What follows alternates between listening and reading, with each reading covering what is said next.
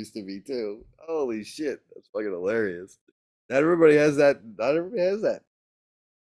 I mean, Nice. I don't know if that's like a unique skill that I would just want to have, right? Yeah, yeah. It's kind of like whistling. It's kind of like whistling. Is that what we're gonna compare it to? Yeah, yeah. Sneezing with the like an effect is like Yeah, whistling. it's developed, man. It's Okay, developed. okay. You gotta practice that shit.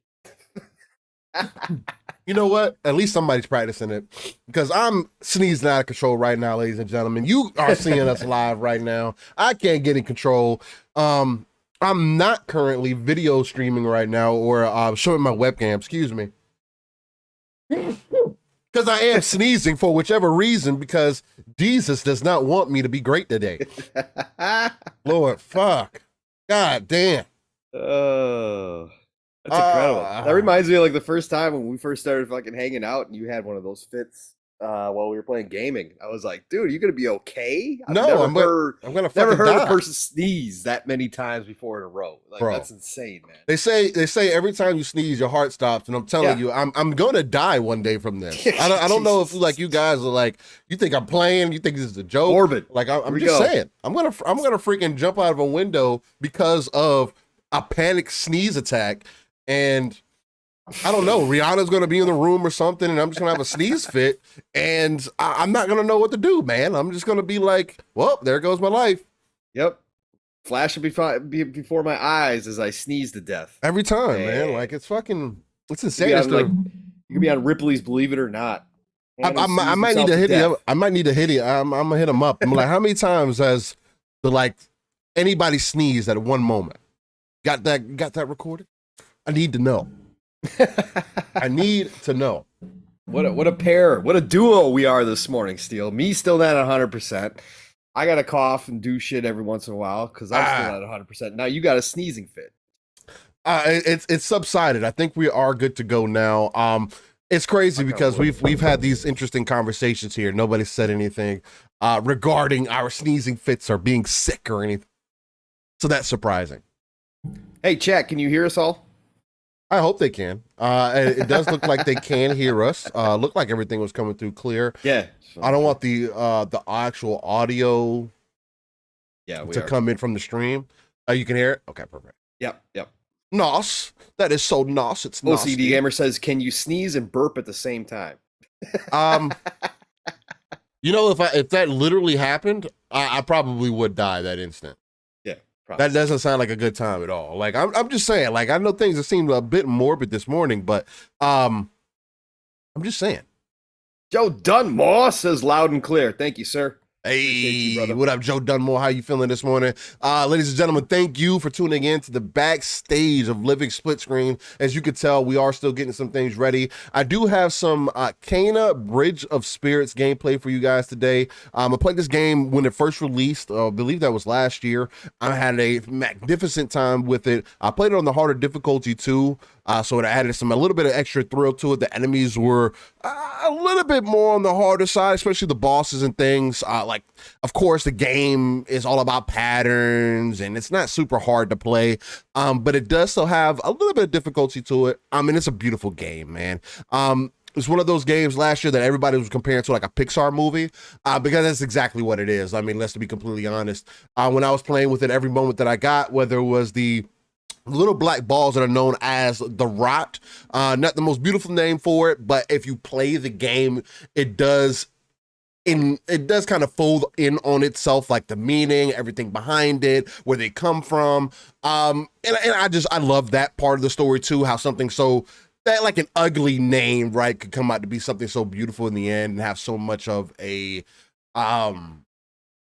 back end, like it puts so much of a back end way into the story that just hit you from a different angle, which I really enjoyed. So my Zoom is having some issues here, but for whatever reason, hold on, let me see something.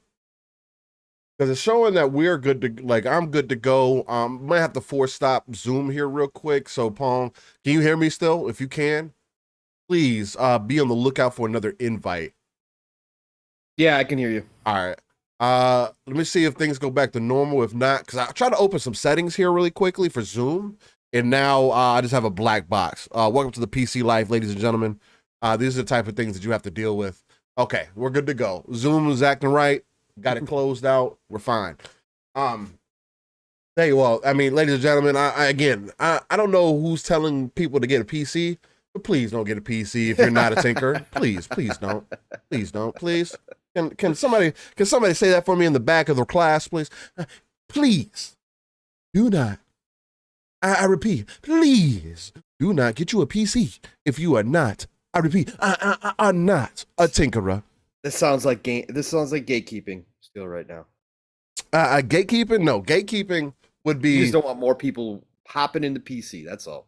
No, that's not it at all. I wish that was the case. I know a lot of people feel that way. You know, some people come out here and say PCMR, but aren't good at any games they play. So there's that. I mean, I could take that a million different ways. I'm not going to be toxic this.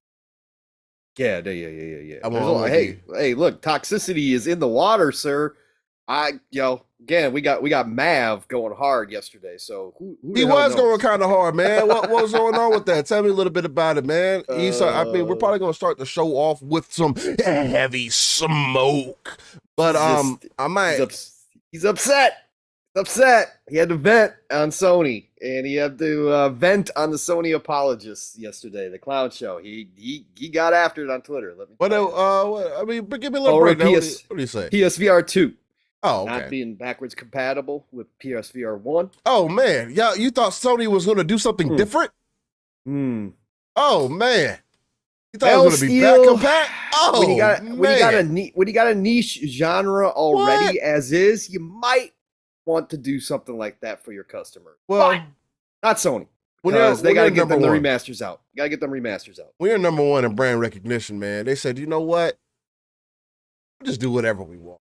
You know, guys, you know, we know that you guys like to buy quality, you know, Sony's quality, even though TVs have never been that great.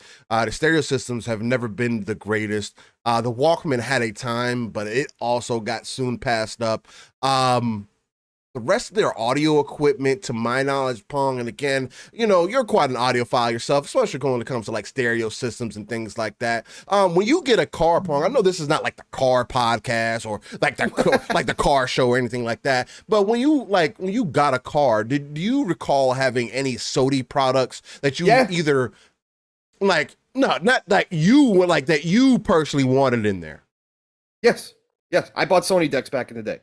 And when you say Sony back in the day, back in the day, we're talking about the 90s. Oh, right? Wow. We're talking about the 90s. Wow. We're PlayStation 1 days?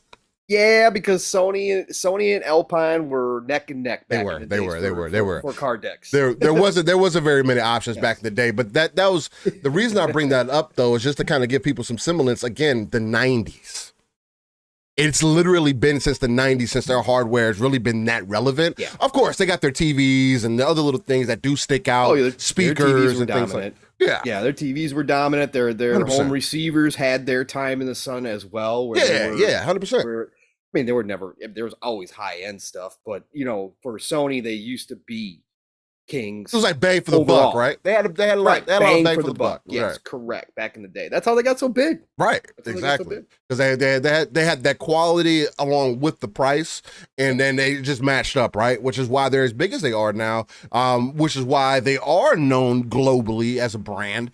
But that's also why I'm tying in all that is because it just kind of shows you where they are now and why they may be having a little bit, let's say, a difficult time trying to navigate into the future of what gaming could potentially be, especially as a more hardware facing company, right? And I was hearing some people earlier on the week say, hey, Sony needs to innovate. Oh, okay, Sony, yeah, they need to innovate. But what are they going to do to innovate? And what do they have at their disposal to innovate that their competitor isn't doing already, right? As far as like getting into the market and everything, and again, we'll definitely get into this a little bit more into the show. I wasn't expecting to go this deep already. I'm not even through my first cup of coffee. So hopefully you guys are gonna be ready for that, man. Again, as you can tell, we're fired up. Got a lot of great things to talk about. I still got to put together a little bit of a list here so it can be a little organized. But I'm gonna play some tunes for you guys in the background. Just unless you want to chop it up with the people, Pong, real quick while I get some. Yeah, no problem. We got great people in here. And Sentinel, he just said, "Oh Jesus, being up this early on a Saturday is effing rough." Well, we appreciate you being up this early and joining us. We hope we can give you some energy this morning. No matter what, that's what we try to do here. But yeah, Talos, Ray, Tim the Sorcerer, Joe Dunmore, as I already said, is in here as well. Doom Reaper always showing up and showing the love. Black Card Day, great to see you, brother, as well, dropping in here. Six Slayer, it's nice to see you, sir. Dr. Dinglenut, Talos, Ray, Dingle's in the house. Jason Hackett is already showing up in here. OCD Gamer, I shot you out here earlier as well. Who else we got in here? Of course, we got Casket Repair dropping on in and saying good morning. And of course, the man, the myth, the legend, Double Barrel Gaming, Mr. Boomstick himself dropping in here to say hi, even if he's going to listen to us later. What is going on, Boom? Thank you for all the support and love out there, brother. Appreciate you as always.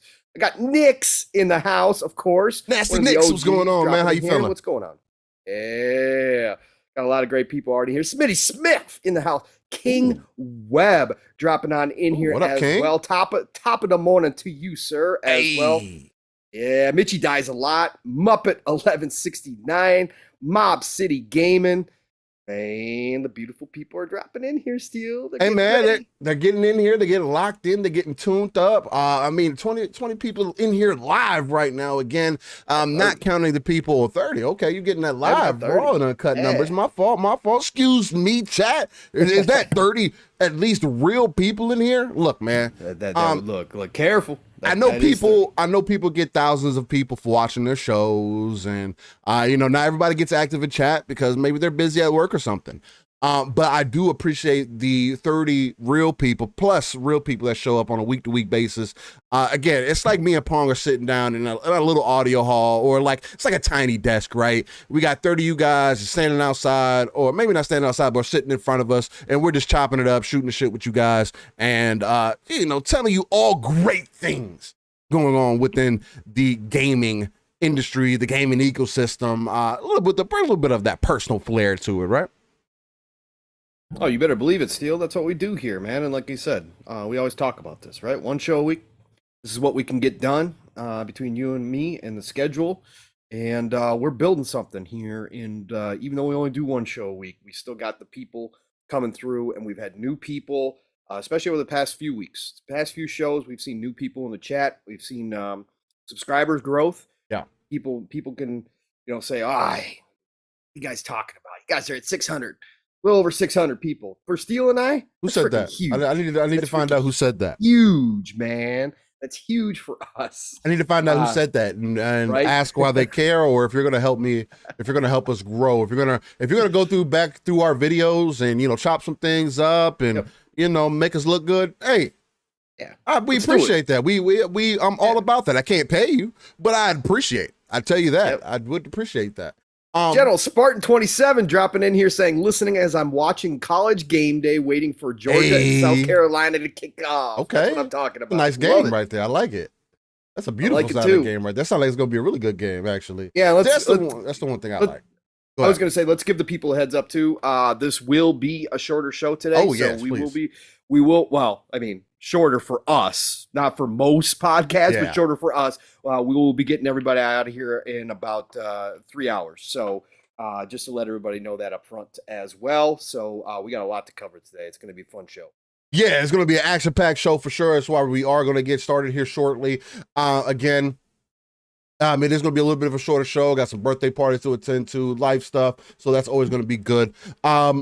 Brother Steel, Six Slayer says, thanks again for advising. I waited. The more time passes, the better that choice was. I think Sick hit me up about possibly upgrading from his 2070 that he had for his PC. I recommended that he'd wait. He found some of the 3,000 cards at a good price.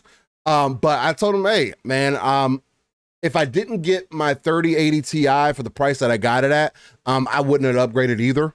I was gonna wait till the 4000 series, but and the more that we're hearing about the 4000 series, again, it's nothing but good news, good information that's coming, and it gets me excited. Again, this is gonna be another one of those.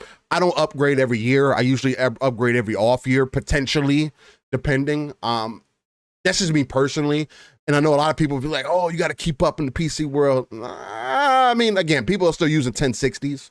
So it just depends up to you. And depending on your hardware and everything, it's just, there's certain cycles that you can kind of fit into. I usually go about a 2, maybe 3-year cycle before I replace most of the equipment or any of the equipment in my PC. All right. Well, ladies and gentlemen, it is time to go live. So we got to get it out to our audio listeners so they can hear what's going on. So give me a moment as I get that set up for us here. Right here. And I forgot to turn the audio on for. Let's do it. Let's do it, Steel. I don't know if it's going to let me do it, Pong, because I wanted you to be able to hear the music. And that's okay. With Zoom giving me some issues earlier, I don't want it to crash randomly for whatever reason. Let's get the show. No big deal. We'll just get it rocking and rolling and motor boating. You ever been part of a good motorboat, man? Ooh, boy. Yeah. Once or twice in my life. I mean, for those who are familiar, let us know in chat if you've ever been part of a good motorboat session. If you don't know what that means, hey, that's cool. Just let me know if you've ever been part of a good motorboat session. Welcome to Saturday morning, everybody. Steel is in prime form this morning. Let's go. Half a cup of coffee down, mate. Nah, not even half, about a fourth. But I'm not even on camera yet, ladies and gentlemen. So here we go. Let me see if I can get the camera working. Birthday suit about to be live. I hope it is. I really do. That would really get us to that next echelon that I've been looking for. Oh, here we go. All right, Zoom. All right, well, I'm going to leave Zoom alone for a second while it figures out whether it wants to bring up my video or not, and we won't worry about it crashing because it's got Pong coming across. So, with that being said, ladies and gentlemen, let me cue up this music. All right, music's queued up. Again, thank you, live listeners, for tuning in 15 minutes early before the show to catch that behind the scenes kind of conversation, the little things that we do then. But now it's time to get into the actual show. So thank you for being here. It's episode 73. Let's get live in 3, 2, 1.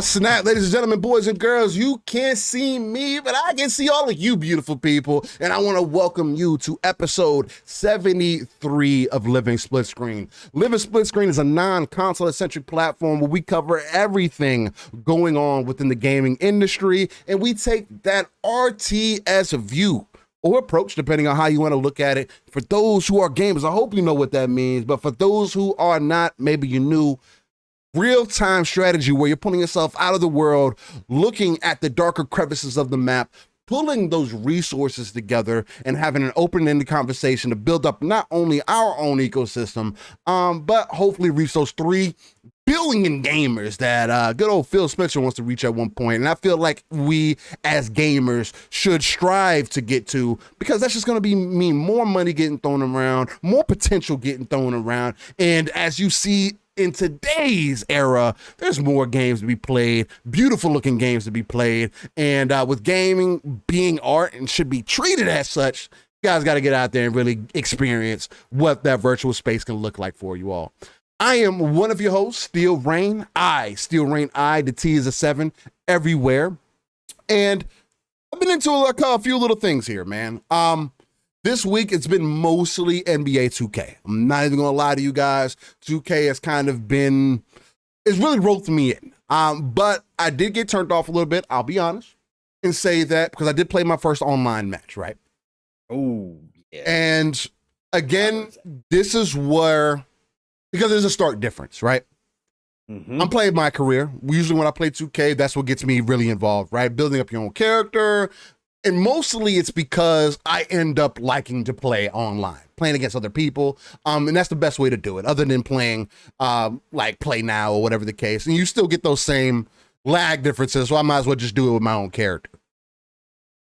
The biggest problem that I have with 2K, and I'm not saying it's not a regret, right? Because I always tell myself that, hey, I'm not gonna get back involved until they do these things. They did some of those things. The defense is better. The offense feels good. The game overall feels like it's been a massive improvement. Like this last time I played 2K seriously was 2K17, maybe 2K19, but 17 is the one that really stands out for me. This going from 17 to 23, it feels like a major improvement. So that's a good thing. The one thing that's a super negative to me is I don't understand why they can't get dedicated servers, or if they do have dedicated servers, why the netcode is so terrible. Why my career feel completely different than the park does? As far as shot timing and then, you watch these videos, people are like, hey, you want to get your shot right? Don't worry about the timing of your shot, because I don't play with the shot meter either.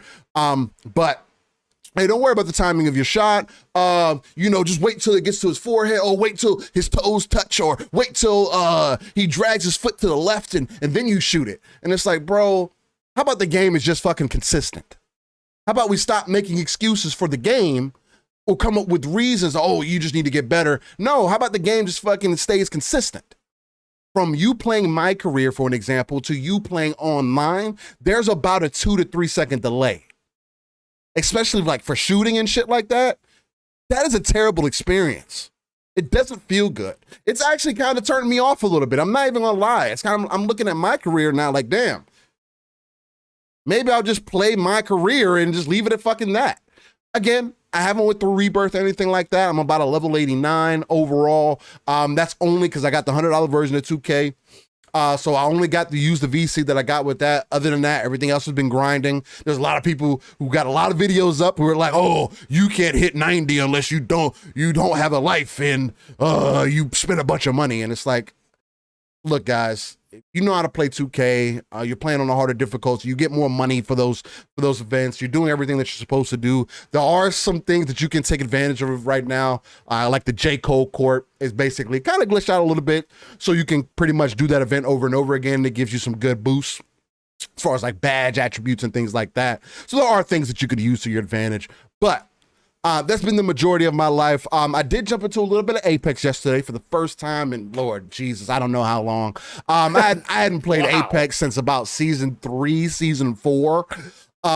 Give you more of an idea for those who do play Apex out there. I think the last character that I remember dropping was Mirage for Apex. So, and from what I was talking to a few people yesterday about, they were like, damn, bro, you're like an OG to the game. I'm like, yeah, but I also haven't played this game in fucking forever. It was cool, man. It's a different experience. I will come out and say this. I feel like it's a little bit of a hot take, but maybe not really. I do think that Apex is probably, out of all the battle royales, the most competitive.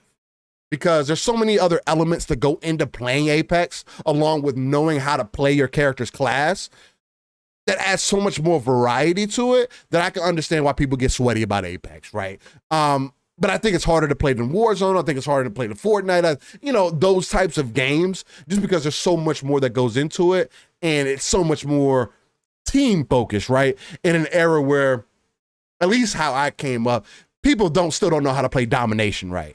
You know what I'm saying? You still run into people who have to capture all 3 points, and it's like, bro, if we just captured A and B, we'd be okay. We can small cap them on C, and we win the game. We don't have to stress. Strategy? You're asking people to do strategy? Come on. But it's like basic, I understand, maybe I don't, run the Y formation, Wildcat, maybe strategy, right? But I'm just simple things. Just capture 2 points, guys. That's all I want you to do. But that's just been a little bit about my week. Nothing else outside of that, other than working on some school stuff behind the scenes, getting everything geared up for that. As I get ready for getting to cybersecurity, and then just tinkering here and there, man. I'm also a motorcycle rider on the back end too, so I'm trying to figure out some ways whether I want to start a channel really doing that. Maybe just have my own little playlist on my channel with that stuff where I'm riding around, just getting the views and things. I think that'd be pretty dope. There's some things I'm thinking about, but with no further ado, I have to introduce the other host of this amazing and illustrious podcast known as the Living Splitscreen. Well, I mean, we're not only a podcast. I feel like we'll be a conglomerate at some point, but we're like we're identity. We're our own IP at this point. But right. I have to introduce you guys to the brother from another, right? The uncanny gentleman himself, the X-Men who is not Cyclops. He's feeling a little bit under the weather, but he's not Storm either. My guy, Pong Steel, how you feeling, man? Oh boy, what a week, Steel. Hell. Whew, boy. Beginning of the week, didn't know if I was gonna be podcasting at the end of this week. So for anybody who doesn't know, finally had my battle with the pandy. The good old coves came and got me finally, and got the household. So that was the start of my week. So I didn't know where I was gonna be at this point, but I'm happy to be here. Happy that I powered it through and did what I needed to do. And the worst part lasted about 48 to 72 hours. But honestly, the bird flu back in the day, because I had that. For all you old heads out there who are old enough to remember the swine flu, the bird flu, which, were nothing compared to this. It was nowhere near as didn't affect the world anywhere close to what this happened. But up here, it was pretty bad, the bird flu, and I got that back in the day. That was a lot worse, but a lot worse. I was laid up for nearly, I think it was between 10 and 11 days where I basically couldn't move off the couch. So this got through it. I'm here. We've had a ton of gaming news again this week. I was out of it in the beginning of the week. I missed, all the Bonnie Ross stuff, all that stuff. But we've got another mountain news week here with a lot of goodness, with a lot of craziness yet again in the soap opera that is Sony versus Microsoft in this Activision Blizzard deal. So that's been fun. But I didn't play a whole lot at the beginning of the week. I actually watched TV, Steel. Oh, wow. That my brain, like, I wanted to play video games as I was laying there, but when I turn on a video game, like, my brain just, such fog. I was like, man, I can't even do this right now. So, and I caught up on Lord of the Rings, Rings of Power, which, again, it is what it is. You watched Rings of Power? Yeah, I watched Rings of Power. Okay, yeah. Tell me this, because I haven't watched it yet. On a scale of 1 to 10, what would you give it as far as Lord of the Rings go? So far, a 5. Damn, that's not good. That's not good. Listen. But that's coming from me, and you guys got to. Again, I'm a nostalgic guy. I don't like when they. Listen, this is what happens for me. It's a good show. The production quality is off the charts. Okay, look, this is right up there with Peter Jackson's movies as far as scenery and all that kind of stuff. All the special effects work, like, it's incredible. But they did terrible casting outside of Gladriel and the ship captain, who I'm forgetting his name right now. They did terrible casting, in my opinion. To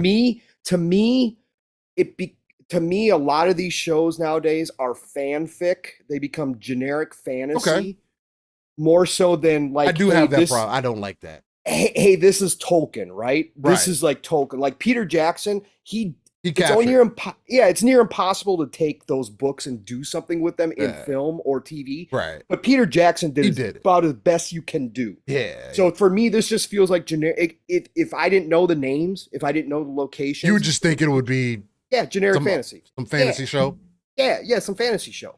So that's where I think the lost in translation happens for me. But I'm glad people are enjoying it. I'm always about more people enjoying something, and becoming fans of it. I just feel nowadays a lot of it just becomes more fanfic than anything. So, but I did get through that. And then I also went to the Wheel of Time. because I read, wow, okay. I've not read the series. I've heard Rand talk about it, but Rand's read the entire series. I've right. read through book 8 or 9. I can't remember exactly. That's Robert Jordan, for anybody who doesn't know, Wheel of Time. Amazon did their spin on that. Like, I watched the full first season. I binged it. And it was really cool seeing some of the locations, some of the characters.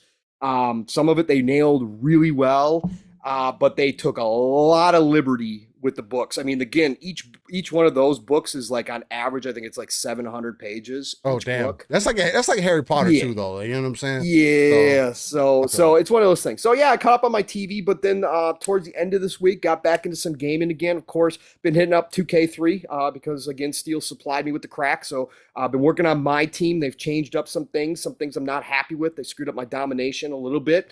But they've added other things like clutch time, which is absolutely a freaking amazing I heard you guys mode. talking about that. Yeah, Mav is addicted to clutch time, addicted like crazy. So, and since it's so early on in the season, normally I win my copies as I have the past 2 years, Steel. So normally it's already 2 months in, 3 months in. So the packs have gotten good. They've at least gotten out like Opal level players. So the auction house is low. I'm starting from scratch here. I'm grinding out. I'm not buying any packs because the packs are, to me, terrible right now. You missed that last night. Did you see that? Mav went live last night on Twitch because he bought a 20-pack. He bought a 20-pack box last night of the new, I forget what it's called. Mav. I told him not to, but you know, Mav. Yeah. Stop giving these people your, okay. Bro. But right now, the highest you can get is a pink diamond. Right, so for me, it's not even worth it. It's like crazy. But he did it anyways. Steel, no, this is the worst box I have ever seen in my time. I told him to honestly say something to 2K about it. He bought the 20 pack box, right? So it's no secret. It's about $50, okay? For 20 packs. He got 4. Okay, so there's a chance to get pink diamond, I think Zion and who else? Who else is that? Anyways, there's a chance, and you get diamond levels and all that kind of stuff. He gets 4 Emerald Tyson Chandlers. Oh my God. 4, brother. I mean, I've never gotten a double. I have never gotten a high level double out of a box. It's loot boxes though, man. I know. They can write that shit off. They're gonna be like, hey, it's loot boxes. It's your chance. Yep. But it's stupid as hell. So yeah. So I've been doing that.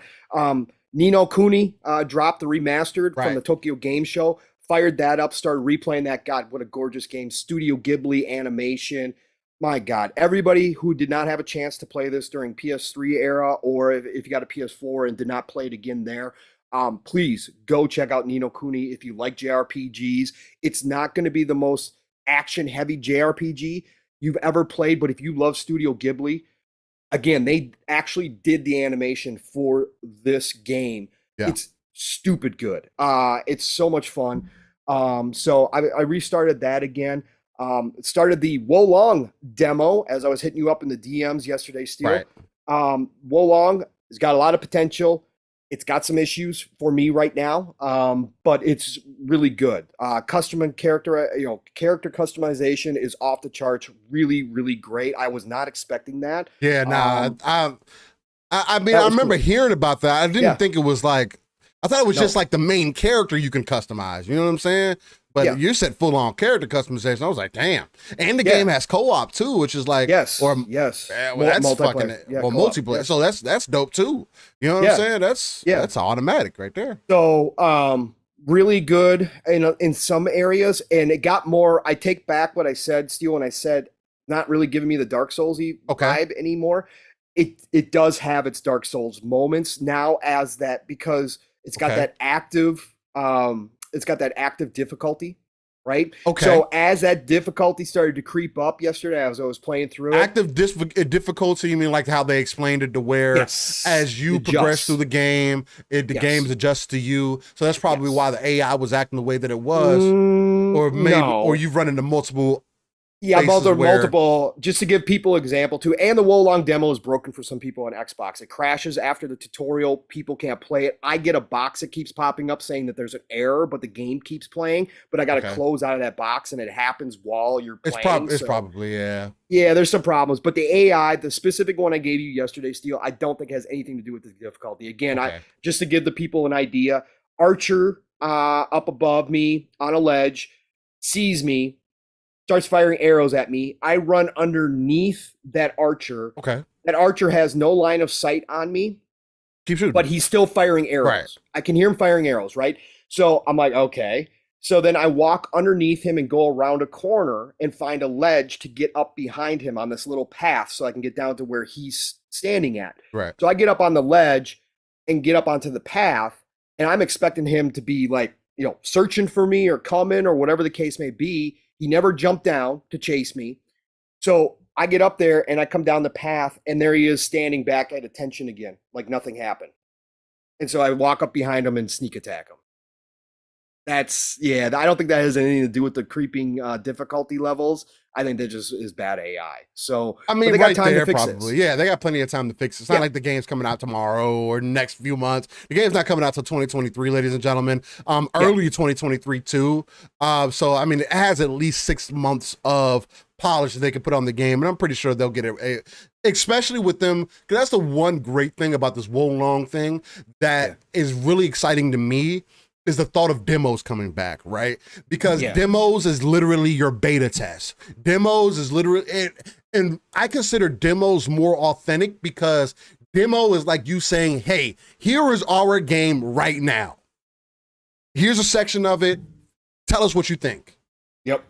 And based off of that, and it's not like it's just a small slice of the game from what I've seen. It's like a good hour or so more, right? More, yeah. So it's even more than that. So you're getting good experience. You're getting possibly millions of people who are going to be able to get this experience. So you have so many different people's inputs they can put in. The game looks solid from what I've seen. It's different enough from Elden Ring, especially since we're coming off the heels of that. That's what everybody's going to be able to compare it to or relate to. It's different enough from Elden Ring, and it's also involving that style in such a way where it could be really great. And then with it being, I don't know how the multiplayer is working. I didn't look into that, but if it's easily drop in, drop out, bro, you might be talking about a pretty dope game. Yeah, you got different classes. I mean, you got upgrade. You earn. I forget what they call it in this game. I don't know if it's chi or what. I think something like that. Chi. Yeah, something like that, where you earn power and then you can go and upgrade. And you start out by picking a class, right? That's strong in one area. It's the classic, water, fire, earth, air. It's that classic style. But each one of those is a different combat style. So like fire is an attack player, right? A heavy tank kind of player, right? I chose ice, which is stealth, right? Oh wow. Okay. So your stealth is up, but you can build up those attribute points. Even if you start out one class, you can build up the other attribute points if you want to, right? Or you can keep powering up your level. They start you at level 10 in this demo, so they give you a head start. But the spells are really cool. As you progress Steel without dying, you earn oh my god, I can't even remember what the name of it is, but you earn a level, an energy level, right? Like a karma level. You build that up. The spells are locked to that level, so you can't actually start using some of the spells unless you get up in your difficulty. Oh wow. So that's how they can it's really cool. So you can have them equipped, but you have to earn your way up to start using them, right? Wow, so, but the spells that's really cool. The spells feel great. Loot feels really good. There's a ton of loot. If you throw on new armor, it all reflects, right? It shows up. Yeah, that's really dope. Shows up. Yeah, that's a thing for me. Yeah. I was kind of tempted to jump into the demo, man, because they do give you a dragon helmet for completing the demo. I thought that was really cool, man. I do like the way that it looks, although it doesn't cover his full face, so it's not like, oh man, I need to get it right now. Where that's how you would get me if it covered his full face, it would do something for me. But it is cool enough though to where, hey guys, I say, hey, you want to try the game? You're not sure it's Team Ninja? Try it out, man. Wolong, man, it should be ready to download right now as far as the demo goes. Give it a shot and see if it's something that's for you. Something else you could add to your catalog as you get prepared for 2023, right? So. Yeah. But we gotta get down to business, Steel, because we got a lot to get to, brother. We should let's get down to business, man. We'll slide through the upcoming games real quick, and then we'll jump right into things, man. This is a big week of games too. So okay. Nice. Well, I mean, as far as just number of games coming out, so there's a lot. So nice. Okay. This is perfect. The week. This is going to be the week of the 19th of September already. My God, I wasted a week. Oh, all right, let's go. Man, goddamn. Yeah, I know, man, it's crazy. And Return to Monkey Island does come out today for Switch and PC, by the way. Yes, which we talked about last week. So that's going to be big for Switch. Hopefully a lot of people. All right, so we're starting off with first things first. This game I have been waiting on. This is a Jeffrey Grubb favorite, as well as other people have been talking about this game on PC for a long time now. And it's finally coming to console. This is actually coming to Game Pass as well this week for current gen only. So PlayStation 5, Xbox Series consoles. Hard Space Shipbreaker is starting off the week on September the 20th. So this is a game where you're in space and you are breaking apart different ships, derelict space stations, etc. And you have to gather materials, which allows you to sell them off. And then as you sell them off, you can upgrade your own equipment for taking apart these ships. Of course, there's danger involved here. You're taking apart, ships in space. So there's a lot of that you got to be wary of. But this game has been something that's been on my list for a while. It looks really cool. Again, you put me in a space setting with backdrops, skyboxes that are space that look gorgeous. I'm all about it. And this game does look gorgeous. So I can't wait for this game. Again, Hard Space Shipbreaker coming the 20th. And then we got Jack Move coming to PlayStation 4, Xbox One, and Switch as well. This is a role-playing game developed by So Romantic and published by Hype Train Digital. So this is going to be an indie game. It's been out on, let's see, it looks like it's just came out on PC on the 8th of September. So it's now coming to consoles. Looks kind of cool, cyberpunk-ish, smaller RPG. So go check that out. Solstice is coming. Now, this is a game that a lot of people have been waiting on, too. We saw this a few times, Steel. Yes. And yes, I think this is one you had your eye on. Yes, coming from Reply Game Studios, published by Modus Games.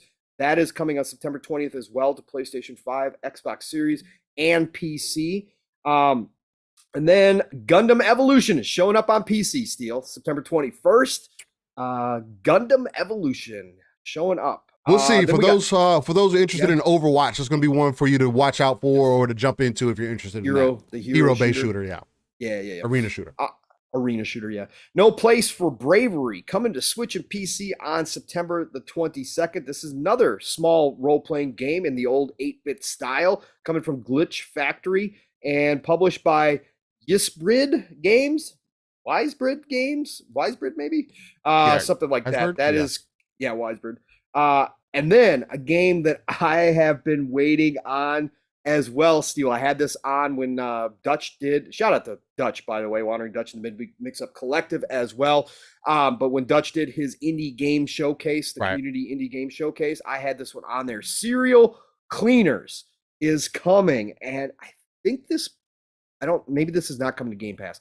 PlayStation 5, Xbox Series consoles, PlayStation 4, Xbox One, Switch, PC. They call it action. It's from developer Draw Distance. It's published by Draw Distance, so it's an indie game through and through. But this is where you clean up the crime scene for the mob, and you got to get it done before the police show up and start investigating. And what happens is the police actually show up, and you're still cleaning, so you got to make sure the scene. You got to carry bodies, you got to bury bodies, you got to wipe up blood off the floor. This game looks absolutely awesome. I've been waiting on this one for a while, so Serial Cleaners is out this week as well. And then we've got Session Skate Sim, excuse me. Some people have been really hyped for this one as well. People have been playing it early on PC. PlayStation 5, PlayStation 4, Xbox One, and PC. Interestingly enough, no Xbox Series consoles listed. I don't know what's up with that, but Session Skate Sim by Creature Studios. It's a simulation type skating game. So if you're hardcore, you like that really detailed skateboarding, this is going to be the game for you. That's coming out September the 22nd. And then, of course, let's get through the rest of these. Slime Rancher 2, also coming to Xbox Series and PC. This one is coming to Game Pass. Steel, I think they confirmed that last year. I'm pretty sure. Pretty sure. The first one's in Game Pass right now. Yeah. I haven't seen it on the updated list, but I'm pretty sure this one is there. Slime Rancher 2, Xbox Series PC. You know what it is. If you like Slime Rancher, which a lot of people do, funny enough, that's got a fan base out there, coming this week. And then one that I've been waiting on, Dialfield Chronicle from Square Enix, one of the few little tasty morsels that Square is going to throw the Xbox way. The Dialfield Chronicle is hitting this week as well on September 22nd, PlayStation 5, Xbox Series consoles, PlayStation 4, Xbox One, Switch, and PC. This is the new tactics/strategy style game from Square Enix, brand new IP. I played the demo. I played the demo for probably, I think, 4 hours or so. Really, really, really good stuff here. Dialfield, I don't know if I'm gonna be able to get a day one this week because I got to pre-order Modern Warfare, but we'll see. We'll see what happens. Dialfield is coming this week, but I will be diving into that at some point for sure. And then also on the 22nd, which is not on the Game Informer list, which we just found out at the Tokyo Game Show, Steel, of course, Deathloop finally making its way to Xbox or actually on the 20th. I should have done this on the 20th. It's on the 20th. Okay. Deathloop is coming on the 20th. They officially announced it. Game Pass, you can pre-order it now if you want to buy it outright. They've got a deluxe edition for you. But Deathloop is here, folks. Something, I know it's not for everybody. Not everybody likes arcane games. I'm all about it. I don't care if it's old now because it was on PlayStation last year. This is a AAA game that was up for Game of the Year awards that got 10 out of 10s, and you can dismiss those 10 out of 10s, whatever you want to say, that's fine. I totally understand. I'm just saying general consensus on this game was that this game is freaking awesome. And again, if you don't like arcane games, you may not like this one, but I'm all about this. So we are getting a big first-party title this year, even if it is old. I don't care. It's brand new to me because I didn't have a PlayStation 5, so I'm excited. Deathloop on the 20th. And then where are we at? Final one of the week. Shovel Knight Dig coming to Switch, PC, and iOS. If you know Shovel Knight, and there's a nice big fan base for Shovel Knight out there as well. Shovel Knight is pretty damn cool. That is coming this week to Switch, PC, and iOS. So, Steel, that is the rundown for this week's games. Yeah, it sounds like a good list of games there. A lot of things to look forward to. Again, Solstice is definitely going to be one that I'm probably going to end up maining. But it might join the backlog, man. Who knows? Again, with so many different things to play, so many different ways to play. And then time, it's always about timing, man. But even with time, it's like you got to get some rest in. You got to spend some time with family. You got to make sure that you're okay, maintain your health. As we get into these winter months, man, it's going to be a very trying time for a lot of people, especially whether it's health-wise, sickness, maybe personal. Guys, just try to keep yourself in the best health as possible. Pop those vitamin C's if you can. I got 1,000 milligrams of vitamin C that I pop on a daily, just to make sure that I'm good to go, especially during these sicker times of the year, just to make sure that I don't have any issues. And maybe even, I was kind of against it back in the day, because it just always tasted weird. But of course, I'm grown now, so taste buds kind of different. But get you some Pedialyte, man. A couple bottles of Pedialyte, some vitamin C. You feel a sickness coming on, or family's getting sick, it'll keep you good to go. So this is the Dr. Steele segment? What are we doing here? Dr. Steele segment. Hey, I'm just trying to give it to the people a little bit. Get your vitamin D with your vitamin K. That's the most important thing. Got to have that K. Most people don't know that, but you need the vitamin K so that the vitamin D absorbs into your system properly. And you got to back those two up with each other. But get that in. That's the most important one. Vitamin D. So, hey, you need to take vitamin C, D, and K and get right, ladies and gentlemen, and don't play these games. Hey, so you can play these games. I mean, this has been your good health segment with Living Splitscreen. Ooh, good health. One day, hopefully, they'll sponsor us. But with that being said, man, Pong, where do you want to get into, man? Bro, we got a lot to jump into, so I don't care, man. We can jump into the messiness. We can start out there. Where's the messiness, man? What messiness are you speaking of? What is this dark messiness? I'm speaking of the Jim Ryan and Phil continuing saga, of course, or the PSVR games not being backwards compatible with PSVR 2, wherever you want to hop in. All right, let's start with the smaller side, PSVR 2, and then we'll get into the Jim Ryan Phil thing. Because I do think we talked about that a bit last weekend too, if I'm not mistaken.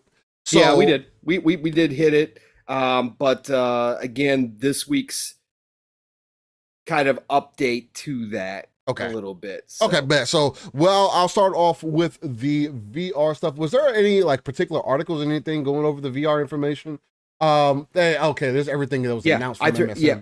All right, so that's we'll just use that and kind of base the we kind of roll it all in because the blog post from yesterday I did not throw in the DMs. No, fine. Actually started the firestorm, but we can just kind of let's do this, Steele. Let's do this. We'll do the PlayStation State of Play, which also had VR stuff, and then we'll just roll into VR 2 versus VR 1. So I like that. State of Play is definitely something that I definitely want to get into because I watched that live as it happened. And State of Play is interesting, man. I personally gave it about an 8 out of 10, just up front again. But like Pong, I do look at a lot of these shows in their own kind of space. I take them as their own thing. I don't compare it to last year's. I say, hey, when I watch the show, what did it show me that I was interested in it, that I was interested in? And did it give me any excitement? This show did do a lot of that. A lot of the VR stuff killed it for me because I personally don't care about VR like that. But other than that, everything else is pretty smooth though. So let's definitely get into this State of Play so we can kind of break it down a little bit, Pong. What did you, I want to start off a little bit, what would you give the State of Play out of a 10 as far as this recent one goes? I would give it an 8.5. 8.5? Okay. 8.5 leaning towards a 9, right? Leaning towards a 9, okay. Yeah, leaning towards a 9. Because again, I take every show in a vacuum. So I'm not comparing it to anything else. I'm just looking at it for what it was, a State of Play, what I thought Sony, I thought we were going to get a showcase. We did not get a showcase, so we got a State of Play. Right. What they needed to get done to kind of show a little bit of what people for PlayStation are going to be able to play coming up in 2023, which we don't know a whole lot from first-party PlayStation right now. We expect Spider-Man 2, but that's not a lock by any stretch of the imagination. We know about the Forspoken. So what else are PlayStation gamers going to be able to play? Right. So that's the way I took this show, and I think they delivered and ended it with, of course, one of the biggest games of the year. Oh yeah, God of War. It showed extremely well. They did I thought they did an awesome job with this. And they gave us some third-party deals that we weren't expecting. Yes, some of them were obviously multi-plat, but there was a couple exclusives in there still, which we could talk about. Rise of Ronin and Project Eve, which is now Stellar Blade, which they have now money-hatted, locked down. Yeah. Which was a huge move for them, I think. But Rise of Ronin from Team Ninja as an exclusive, bro, that game looks freaking fire. So I thought they did what they needed to do. The PSVR stuff didn't really interest me, but that doesn't matter. The fact that they got Star Wars licensing for PSVR 2, that's huge. Again, anytime you can tie Star Wars to something, it doesn't matter if Star Wars hasn't necessarily been the biggest thing. It's done very well for Disney Plus. Obviously The Mandalorian and stuff have been big, but the movies, still were huge. Just didn't hit the wave for a lot of fans. If you can get Star Wars licensing for something like PSVR 2, it will help you sell. So I thought they did a great job with that as well. Yeah, to a certain degree. I feel like bringing Half-Life Alyx would have probably been a better game to show because that's more of a wider audience that you could reach. I mean, Star Wars is cool. It looked okay, but I didn't really favor what I seen. Jesse Darby says real quick, what I don't get is they won't get Final Fantasy 16 or the 7 remake, but they're getting this older Final Fantasy game on Xbox. It doesn't make sense to me scratching my head. Real quick, I mean, it's kind of off of the PlayStation Play and everything, but Crisis Core is being redone though. So they are updating it and everything, and it is supposed to be it is the prequel to 7.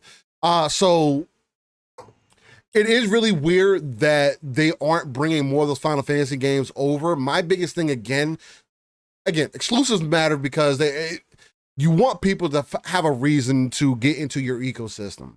The only thing that's a negative with that for certain games is that if there's not enough people that jump into that, it kind of causes this, oh, is this really worth making anymore? Nobody really cares for it. And you're not reaching as massive an audience as you would initially, which is really weird to me.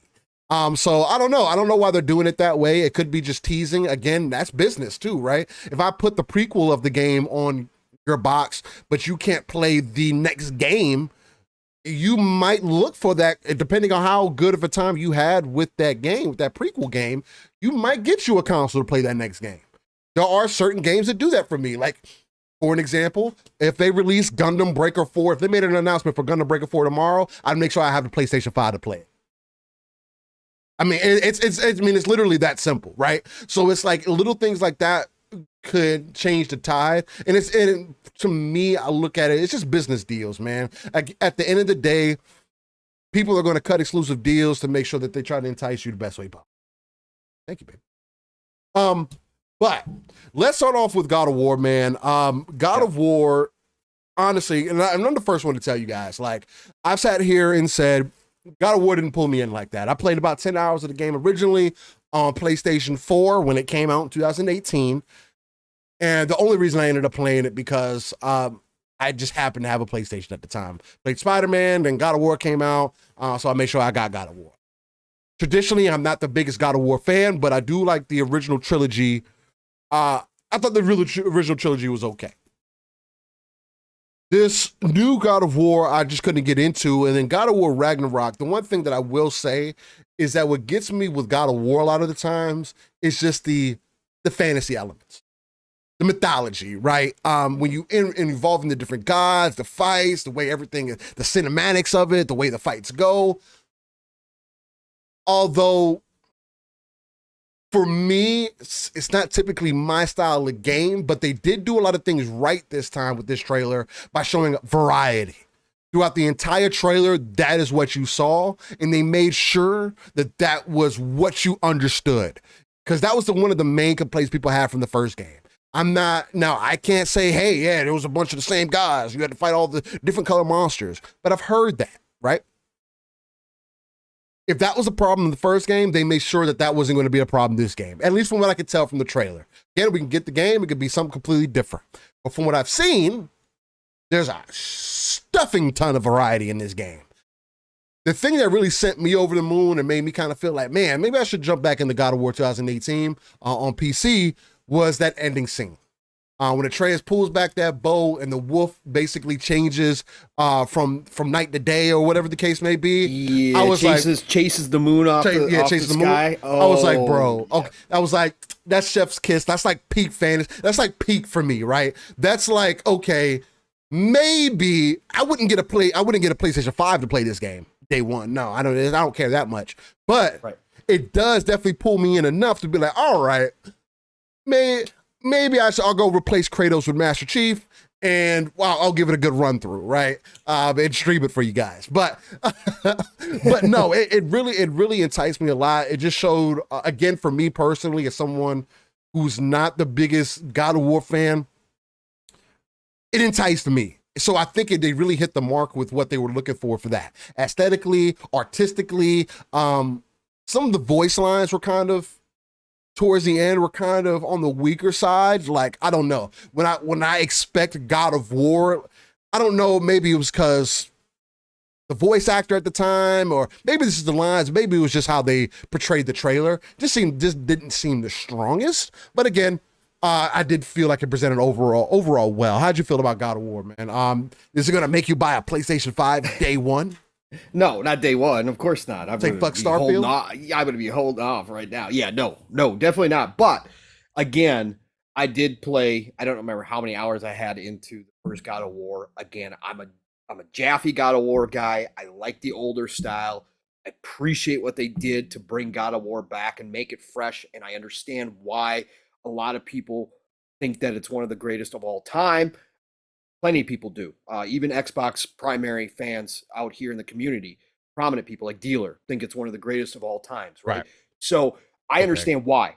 High production value, all of it. It's all there. It's everything you want in that movie style game, right? Absolutely 100%. But it didn't grab me. It just didn't do everything. Now, not to say that if I didn't get a PlayStation and we 5, got kids, right? That's the other thing too, Pong, that I want people to understand, because God of War does do that, right? Or if you have a kid, I can 100% understand why you'd be more pulled to the story, right? If I thought of Kratos that way, yes. But I don't. But like you don't. I don't think of Kratos that way. Like I appreciate what they did to make him more human. His battles are done. He can't be fighting gods forever, obviously. So what are you gonna do with him? Well, you bring him more down. Human. Yeah, make him more human, right? So I understand exactly all of why they did. And I totally get why people are drawn into it and why people love this Kratos and why that story with him, being that father figure is obviously a very poignant, emotional type deal for people when they're playing the game. I get it. Yeah. Just for me, it's not what I think. It doesn't hit that way. But here, okay, so let's move on. Ragnarok. No matter what I think of the game itself, I appreciate for what it is. Ragnarok is taking against you. We talk about this all the time. Sony Santa Monica didn't rest on their laurels. Okay. What I'm seeing from Ragnarok, and of course it's in nobody's hands as of yet, is they took everything that made the first one great and added to it. And have multiplied it by 10. Okay. They've added more combat. Some of the combat did remind me of old school God of War, even more so than the first game. Because they added elements like the grappling. They added elements. They added, So all of what they've done, and again, all the DLC conversation nonsense, this may have started as DLC, but I've been saying from the beginning, just wait. Because Sony Santa Monica is going to turn this into a full-fledged game. We're not going to hear anything about this being just DLC. The game looks gorgeous. It looks... That's such a rough conversation to have, bro, because you're literally saying that any second game, third game, fourth game that you buy is literally DLC. Correct. Like, yes, we were making fun of it before because, yes, it might have started off as an idea if that's literally the way that it started. But, ladies and gentlemen, this is how you get your second, third iterations of games. They're going to improve on what was good before. And, bro, I mean, again, there is different levels to it, but hey, either way, not even interrupt. No, that's fine, Steel. They've just taken, they're showing why Sony Santa Monica is considered one of the best dev houses in the world, okay? And they're doing what they need to do. And again, this isn't even necessarily all of the A team, because Barlog and his team are working on something completely different right now. So for this team to take over and do what they've done, what I've seen so far is impressive. I mean, again, it's why they're considered one of the best dev houses in the world right now. So I think everybody that has a PlayStation 5, everybody that has been clamoring for this game is in for one hell of an experience. And I do think, and some people have said it already, that Elden Ring has a battle on its hands for Game of the Year now. I don't think it does. I don't think it does at all. I think it does. I really, truly does. First of all, you got to count the fact that Sony is going to get bonus points for being Sony. Of course. Any of their first party titles, they get that Nintendo boost. Okay. So they are going to get that. I think this has the potential. I'm not going to say it's going to topple Elden Ring for Game of the Year. I'm just saying it's an actual fight. And I think this is going to come out with great reviews. Again, unless there's some things we don't know about, Horizon, Forbidden West, or Zero Dawn, or Forbidden West, looked great. Looked fantastic, but there was some issues with it, right? So we'll see how this comes out. But if this is polished and everything is as it appears to be, I think we're, PlayStation 5 fans, PlayStation players who get this God of War are in for something special to end the year. Yeah. It's a great move for Sony. We talked about the Steel, that they normally don't put a whole lot of emphasis on the holidays. They don't generally release big first party titles. This one is one, yeah. This one's going to make it. This one's going to be a big boost for them towards the end of the year. So that's what I think. I thought it showed great, and I thought it was a great way to end the state of play perfectly. Yeah. OCD Gamer, I agree with you. If God of War wins, it's fixed. Yeah, there's no way that a game comes out in November and then all of a sudden it's the greatest game that's come out this year. That's not how that works. And if it does work that way, honestly, guys, like, we got to stop watching the show. And I personally, I'll say right now, I won't support that show.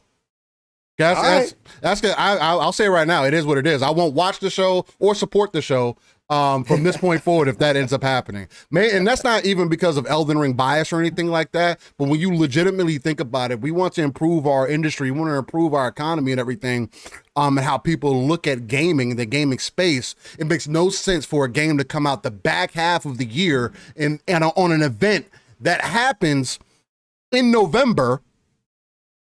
This is the same thing Forza Horizon 5 did. Came out before the show. It came out before the show, and it wasn't given a fair shot. Sure, but it's just a racer. It's just a racer. But see, then that doesn't work. Like, you can't do it one way and then do it for the other one. Like, I can't support that. I agree. But the thing is that it also gets the benefit of being fresh in everybody's mind. I mean, that's cool. So that happens in movies. That happens God of War everywhere. also is not going. That's also based off of sales, though, too. When movies say, "Oh man, we made it sold all these tickets." This is not going to happen for. The only way that God of War could win Game of the Year is if it sells 20 million copies in its first month. Oh, because indie movies win all the time, and we go, "What the hell was that?" We disagree with movie awards all. But this is gaming, though. It should be different, and we should look at it differently than that. It's not, though. You know, it's not because of how it's set up. I know. I can't. But hey, I'm not going to take anything away from God of War either. If it comes out and it's a 10 out of 10, and there's no denying it, it deserves to be up there for the award. And if it wins, whatever. I can't rock with that, man. I feel like that's so shady. That's so fucked up. But that's neither here or there.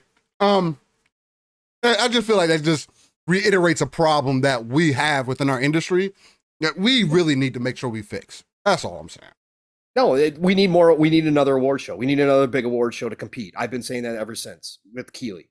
There's room for one more award show. Right. There has to be competition for Keighley. Just like there has to be competition in the gaming space, Keighley needs competition in the award space.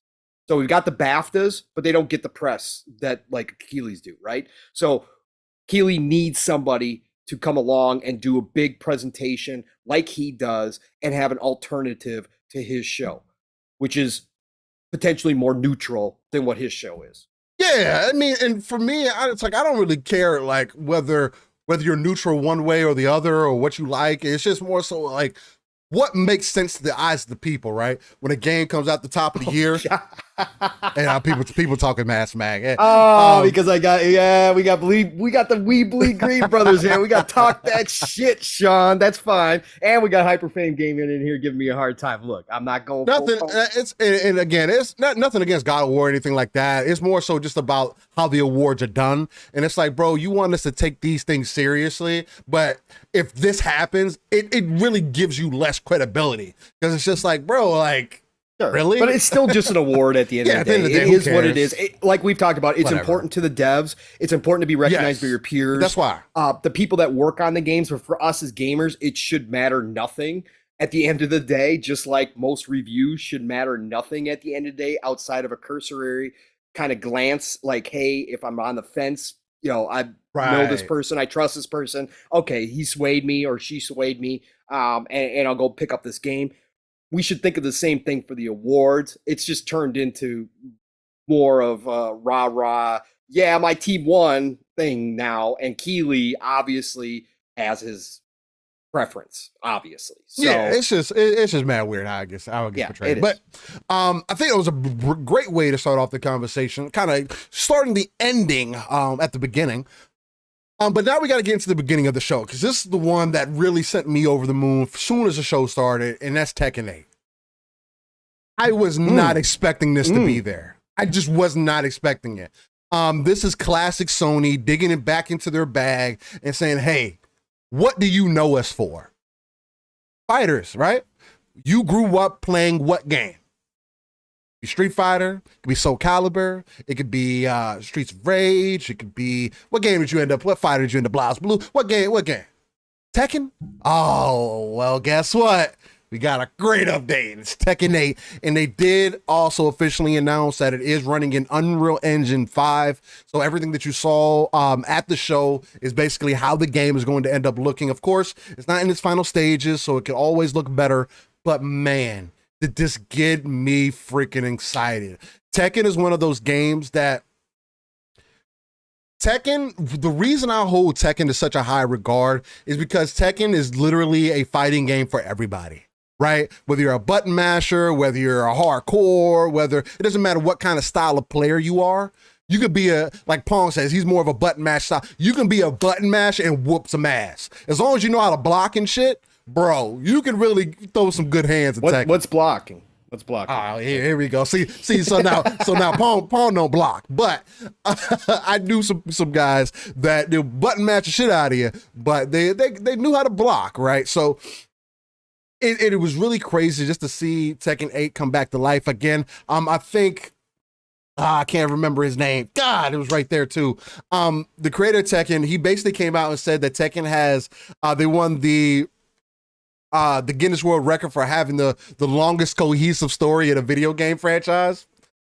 So I thought that was really interesting if you want to consider Tekken cohesive at all, because Tekken can kind of be all over the place, but it does tell essentially the same story throughout, different parts and piecing it together and everything. Kind of like what Mortal Kombat was doing at one point until it just completely got derailed. Because I used to love that about Mortal Kombat, because you have the movies, right? But then the games, they were their own thing, and you were like, oh, well, what if they do this and do these things? And now it's just kind of like, oh, okay, you're Marvel now. You open the multiverse. Okay. Liu Kang can fucking reverse time now. All right, here we go. But yeah, Tekken 8 had me super excited. Tekken 8 has me actually more amped than Street Fighter could ever. Tekken is a better game than Street Fighter will ever be, personally. But I'm not a Street Fighter fan. So there's that. Although we did get some more stuff from Street Fighter. I believe that was after the show or the next day or something like that. Yeah, we got it during the Capcom portion of Tokyo Game Show. Yeah, they had a full blowout. So they're going to have character customization and everything. Oh my God. The World Hub that they have looks absolutely awesome. It looked really cool.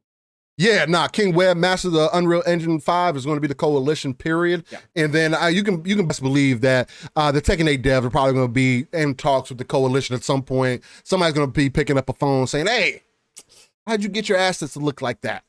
So it looks like they're doing a great job. My problem with Tekken 8 is what are they going to do with martial law at this point now that Bruce Lee's family is... Yeah, and he's been like an integral part of the franchise for a long time. He's my guy, man. I don't know. Maybe they might work out a deal to make sure they can get him fit in there. I don't know. I don't think it's going to happen. That family is being really hardcore right now. So, which I mean, again, if you know their history, bro, yes. Like I don't blame them. The industry has done them fucking dirty as hell. So I don't blame them if they don't want any of Bruce Lee's likeness in any game anymore, just because fucking man, that's a slight side tangent, but that's a guy who really gave himself to his craft, and he fucking got fucked over for it. Whatever. One of the greatest of all time. Oh, yep. The greatest fucking time, honestly. But from the Tekken 8 display, did they go right into VR after that? No, they did they did the indie game with the station wagon that's got some kind of like alien aspect to it. I forget the name of it, Destination or something. I can't remember the name of it. Okay, Pacific Drive. Pacific Drive, thank you. Pacific Drive. Yeah, so that looked actually really cool. Again, I like seeing indie games. So that's just me. And I thought it looked different. It looked kind of sweet. So, that was cool to see PlayStation promoting. Nick says Coalition came out with a U5 game. I don't think they did. And then that's why I corrected the King Web statement a little bit and said that Coalition will be the masters of the Unreal Engine 5. Because at this point, nobody else uses Unreal the way they do, unless you're talking about Fortnite. And that's kind of different. Right. And they've had it early. So Epic, right. I mean, they're one of the few devs that got that game early. Yeah, Coalition got it day one. Yeah. They helped Epic with some of the demos for UE5, for God's sakes. Epic brought Coalition in to work on them. So, yes. Yeah. Well, I mean, again, Coalition, I can guarantee, is probably filled with people who have been working with Gears since the beginning. And Gears is, of course, you can give a tribute to Unreal Tournament and Bulletstorm and other games that have come out too in the Unreal Engine. But Gears is the one that really put it on Front Street and gave it what it is known for now. So, hey, and they're helping Undead Labs with State of Decay 3, Bro. Unreal 5 already. They helped Epic again, like Sean said, with the Matrix demo that came out, which was absolutely unbelievable. So yes, Coalition is going to be on top of the UE5 game for sure. Automatic. Hey, you guys be nice to each other in the chat now. Have good conversation in there. I know you guys are just being funny, so no hard feelings in there. But from after that game, I think was that when they went into the VR, or was there something else? Because this list doesn't have it necessarily in order. Yeah, that's so stupid. It's like all over the place. That's okay. We don't need to do it in order. It's all it's all good. As long as we can kind of go over it.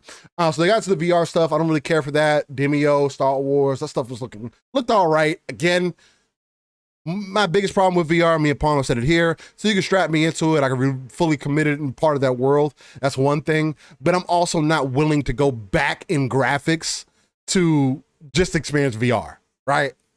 Like, I don't know. It's weird. It's in a weird space to me. I'm not quite ready to jump in the VR space, although I know a lot of people are interested in that.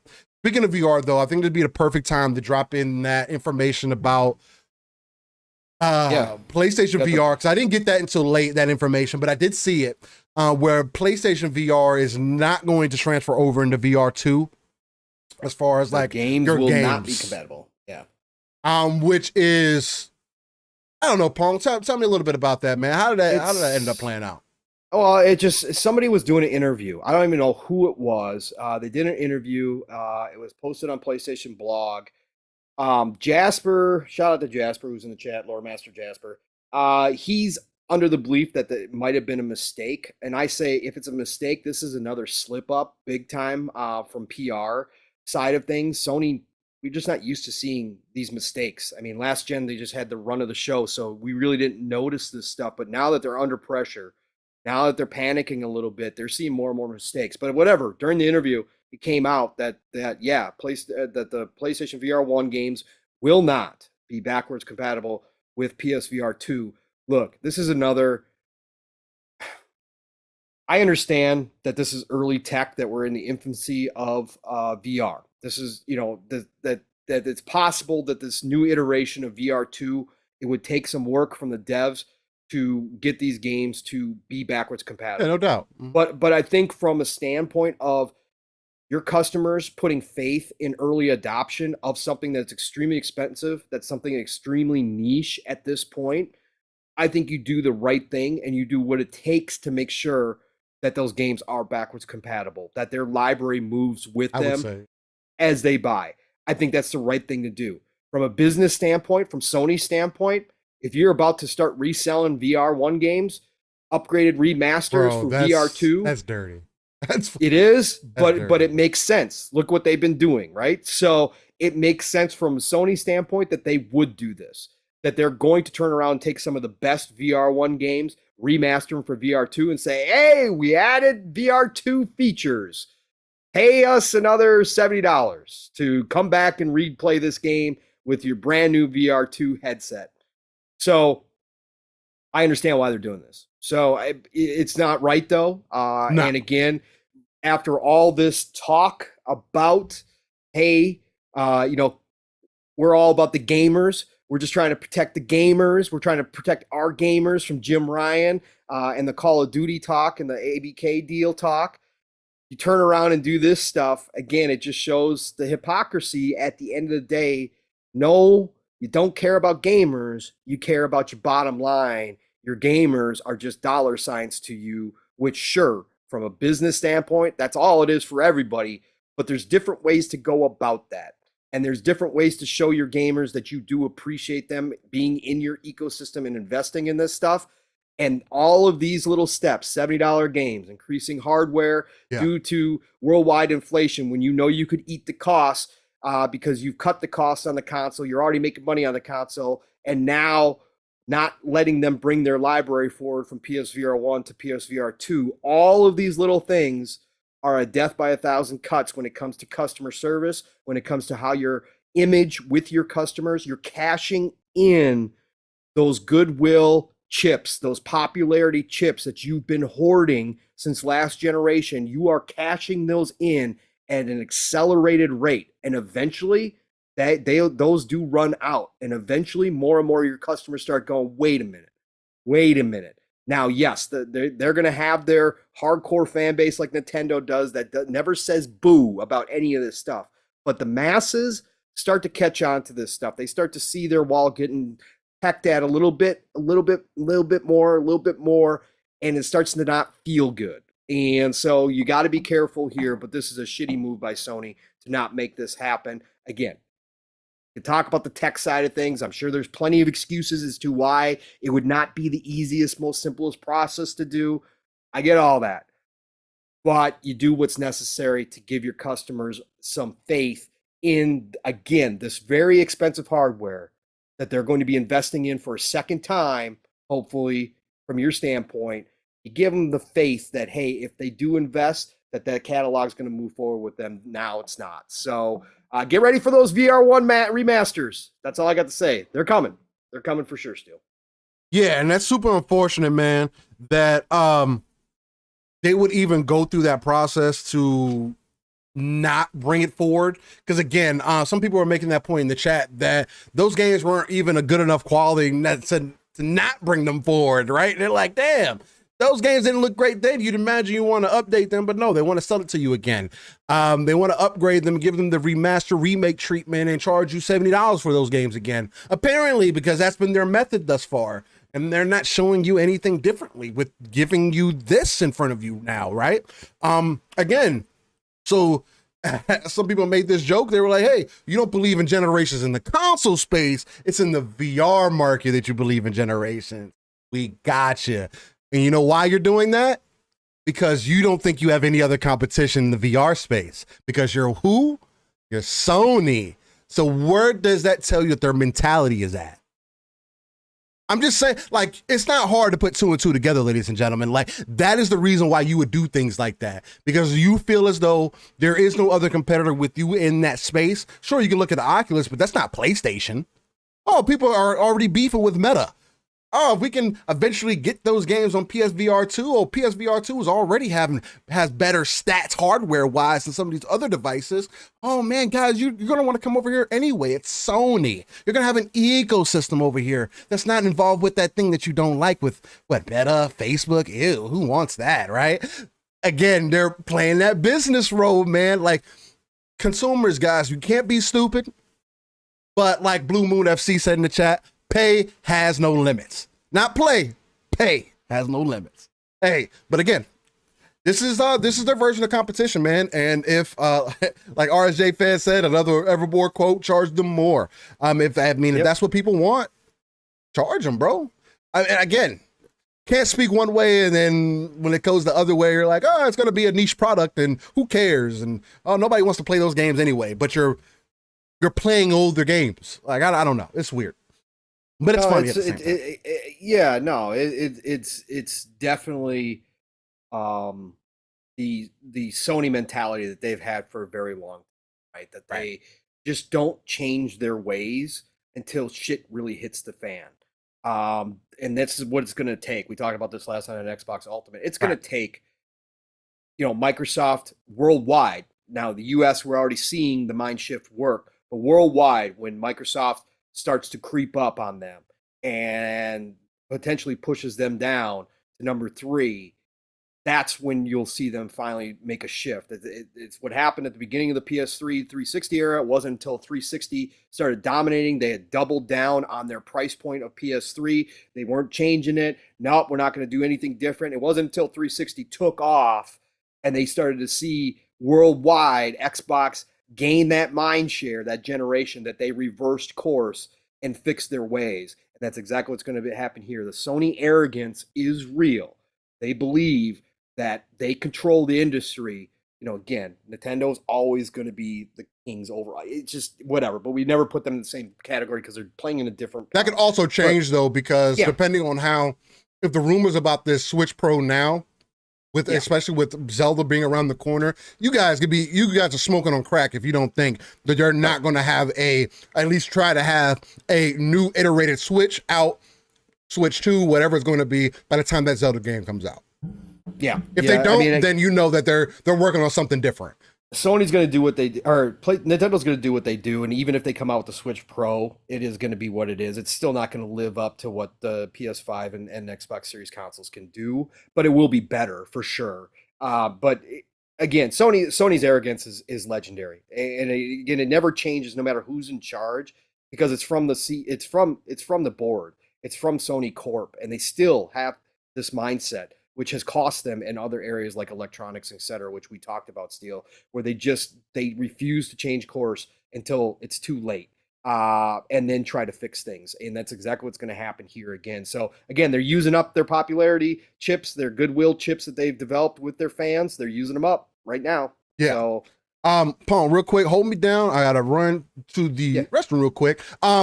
Jump into a little bit how the PlayStation Stars loyalty program is doing exactly the same thing Xbox is doing. Maybe even Steam. What's going on with that, man? Are you going to join the program? No, I'm not going to join the program. Well, I'll join it once I get a PS5. I'll join it, of course. Again, anything free, if you can earn points as they're suggesting that you're going to be using the Sony store, we'll see what the conversion rate is. We'll see how generous they are with this. But the digital goods that they're offering, like little statues and that kind of stuff, really does not appeal to me. I mean, it's cool. You get the trophies, whatever else. I like the avatar stuff that we used to get a lot of for playing Xbox games, and I thought they should continue with the avatar stuff and kind of beef that up a little bit. But overall, Sony's all they're trying to do is check off another box, right? They see the competition. They avoided doing this forever, even though all of us that have been in the Microsoft ecosystem have been praising the point system. We talk about how you can basically, if you consistently are doing all of the different things that Microsoft offers to you to earn Microsoft reward points, you can earn easily 10 to 15 bucks a month on average. And so that pays for Game Pass in a lot of instances for a lot of people. Sony saw all of that. They realized that they were lacking in that department. The only thing that Sony would do back in the day, or they used to have a system like that, and then they took it away and just started offering you credit card. Get a Sony credit card and you can earn points off of your purchases. Well, that's freaking fantastic. Thanks, Sony. So they're just going back to what they used to do here and spiffing it up a little bit and giving you some digital in-game items, or not in-game items, but items that you earn from playing games that you can showcase, type of trophies, which again, take or leave. But the point system is what I'm interested in. I want to see what they're gonna let you earn for buying things or completing, certain quests, kind of like Xbox. We'll see if they implement that. But overall, again, it's just another box that they got to check off to say, hey, we got that too. We got that too on our side. So when you jump into our ecosystem, it's here. So don't worry about it. So that's all I think about this deal at the end of the day. And I know you're not even back yet. So, I'm you back. know what? Oh, you're back? I'm you are back. hopping in. Look at you. Sorry. Yeah, I mean, as far as what I've seen from the loyalty program and everything, again, I do agree with you. It is a lot of them just checking a box. You trying to give people more value for something that I don't necessarily see value in the first place. To me, you have to get those 120 million people that you got that have PlayStations part of your ecosystem, which you don't have currently. But if you can get the 50 million people to get part of this loyalty program, that'll be ideal. Again, there is a potential they could do that.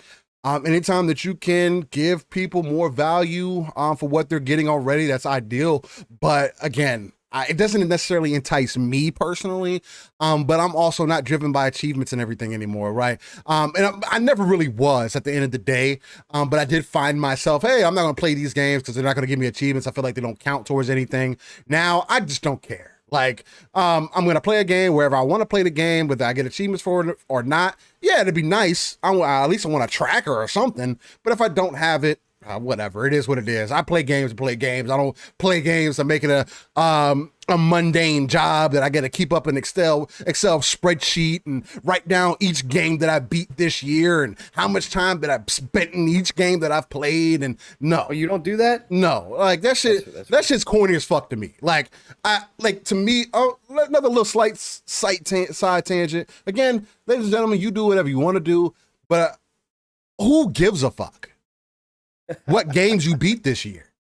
Like, I like, hey, can you speak on those games? Can you speak on those games? Who else have you talked about with these games about? Like, that's what I want to know. Did you do a breakdown about them? You want to write down all these games you've played? What does that do for you? I don't know. It's goals, Steel. It's personal goals, right? Some gaming goals? Yeah, gaming goals. Oh my God, come on, man. Come on. It's the same Well, thing. let me tell you. Oh, okay. Well, some people care about achievement points. Some people care about trophies. Right? I got a goal. Instead of me beating the game and getting these achievements, I got a goal to beat the game and to go do about $120 on my bike. So, I guess our goals are just different, right? To each their own, right? To each their own. I'm not here to check. I'm not here to judge anybody if that's what you like to do. I understand people like to do it. Again, they don't call Rand the man with the million for nothing, even though he BS'd his way there. Smoke. But hey, it is what it is. He's admitted to that too. Hey, but he did it early on when it was, when it was something big, and now that it's turned into nothing. Yeah, he doesn't care anymore. Achievements used to mean a lot more back in the day. They don't mean nothing. Yeah. It was an accomplishment for sure.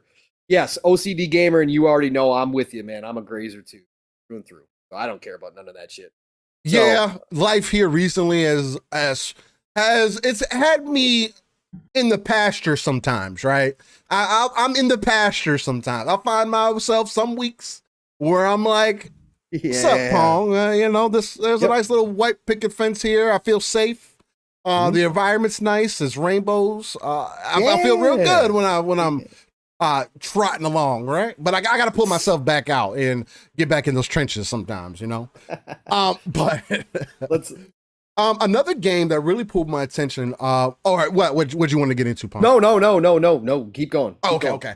I was just gonna continue to go about the PlayStation show, State of Play. Sin Duality was another one that really pulled my attention. I didn't know that game was also a PvEVP game. Yes. So that was really interesting to find out because it seemed, I did see like the other mech in that one section, but I don't know. I thought that was just like an AI buddy or something like that. So that's really cool. I like the aesthetic of the game. I like the art style too. And it's all voice. It's all done really well, looks like. So that's super dope to see, especially because this is a lot of that Eastern flair, right? Yes. In the first time that I saw this game, right, my wife said, "Oh, it has a mech in it." Yep. I was like, "Oh, yep, you already know. I'm there."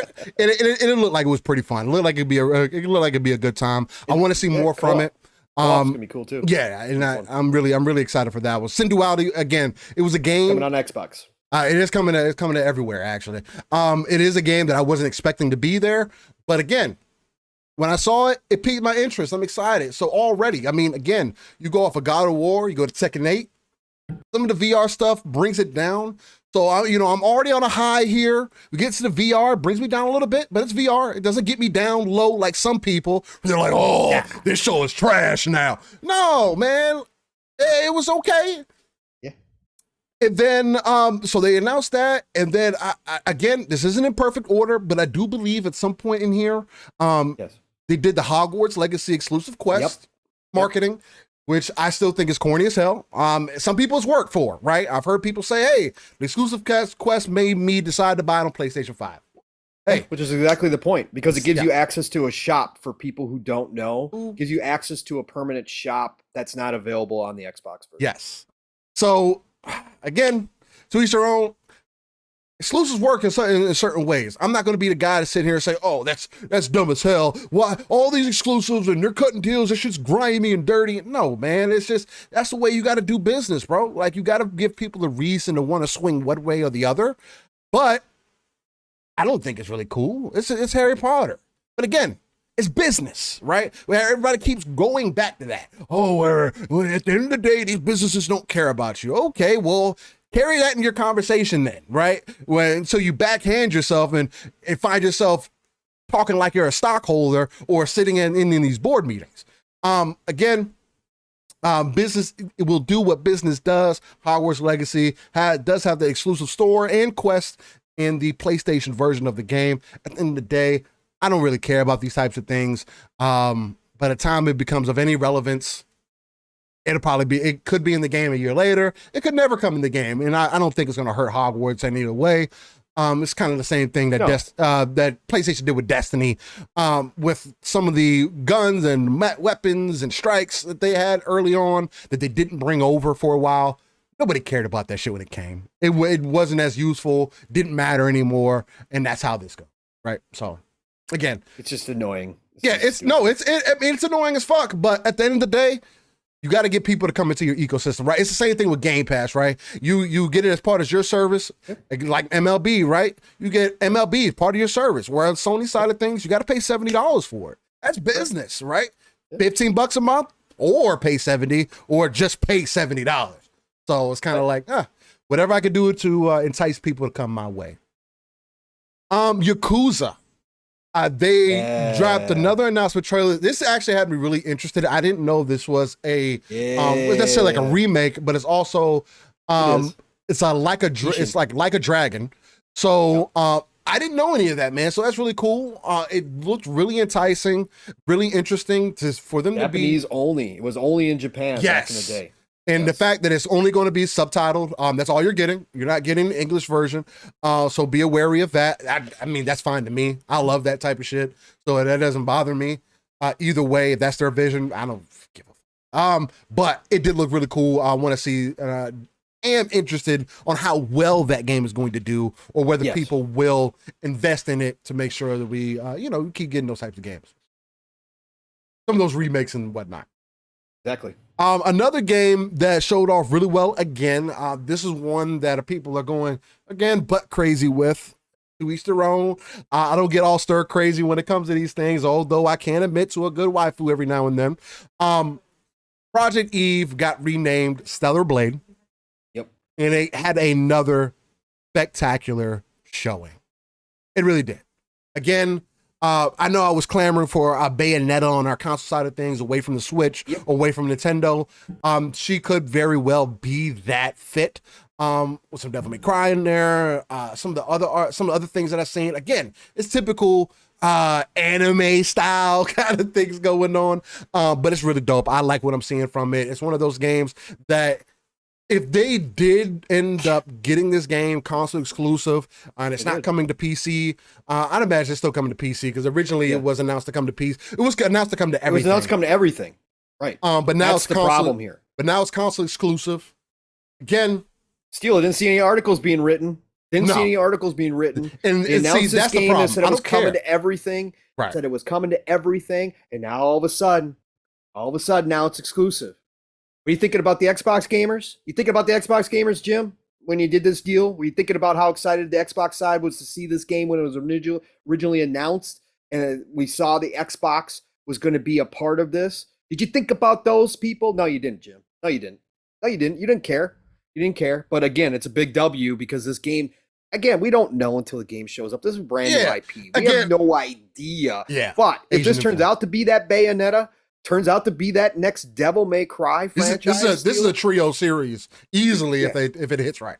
This is a big win for Sony. Again, this is why you do what you do. This is business. Yeah. At the end of the day, that's why, again, crying, the hypocrisy, it's all real. It's all part of business. They're doing it for a reason. But this is another example that Microsoft can bring up when they start educating these regulatory bodies about the business side, about what Sony does at a smaller degree to benefit their own ecosystem, to make sure games aren't showing up elsewhere, at least for timed purposes. And we don't know if this one's permanent or not. It sounds like they money had it. It sounds like they're funding it. So it sounds like this is going to be a permanent exclusive. It's a big W for Sony. It's a big L for Xbox to lose this game, because this was going to add diversity to Xbox's lineup. And it was that Eastern style flavor that Steel and I always talking about. This game looks so impressive, Steel. I really, really, really excited to see how this game turns out. Yeah, and 100%, Nick. I mean, like you said, if you invest in something, you're looking out for yourself. That's how it should be. Again, and with this, I definitely agree with you, Pong, that this is another feather in that cap, to where it's like, look, man, you got to cut deals. You want to stay competitive, right? Again, when speaking on that whole regulated conversation, everything that Microsoft's going through with getting Activision Blizzard, at the end of the day, it's two different things, right? On on one hand, Microsoft has done all the things they've done to this point to be competitive. Because we just came out of a place where people were saying they were not competitive, or are not competitive. They were not competition. Xbox is not seen as somebody that PlayStation competes with. That's how people break it down to you, right? That's obviously not the case.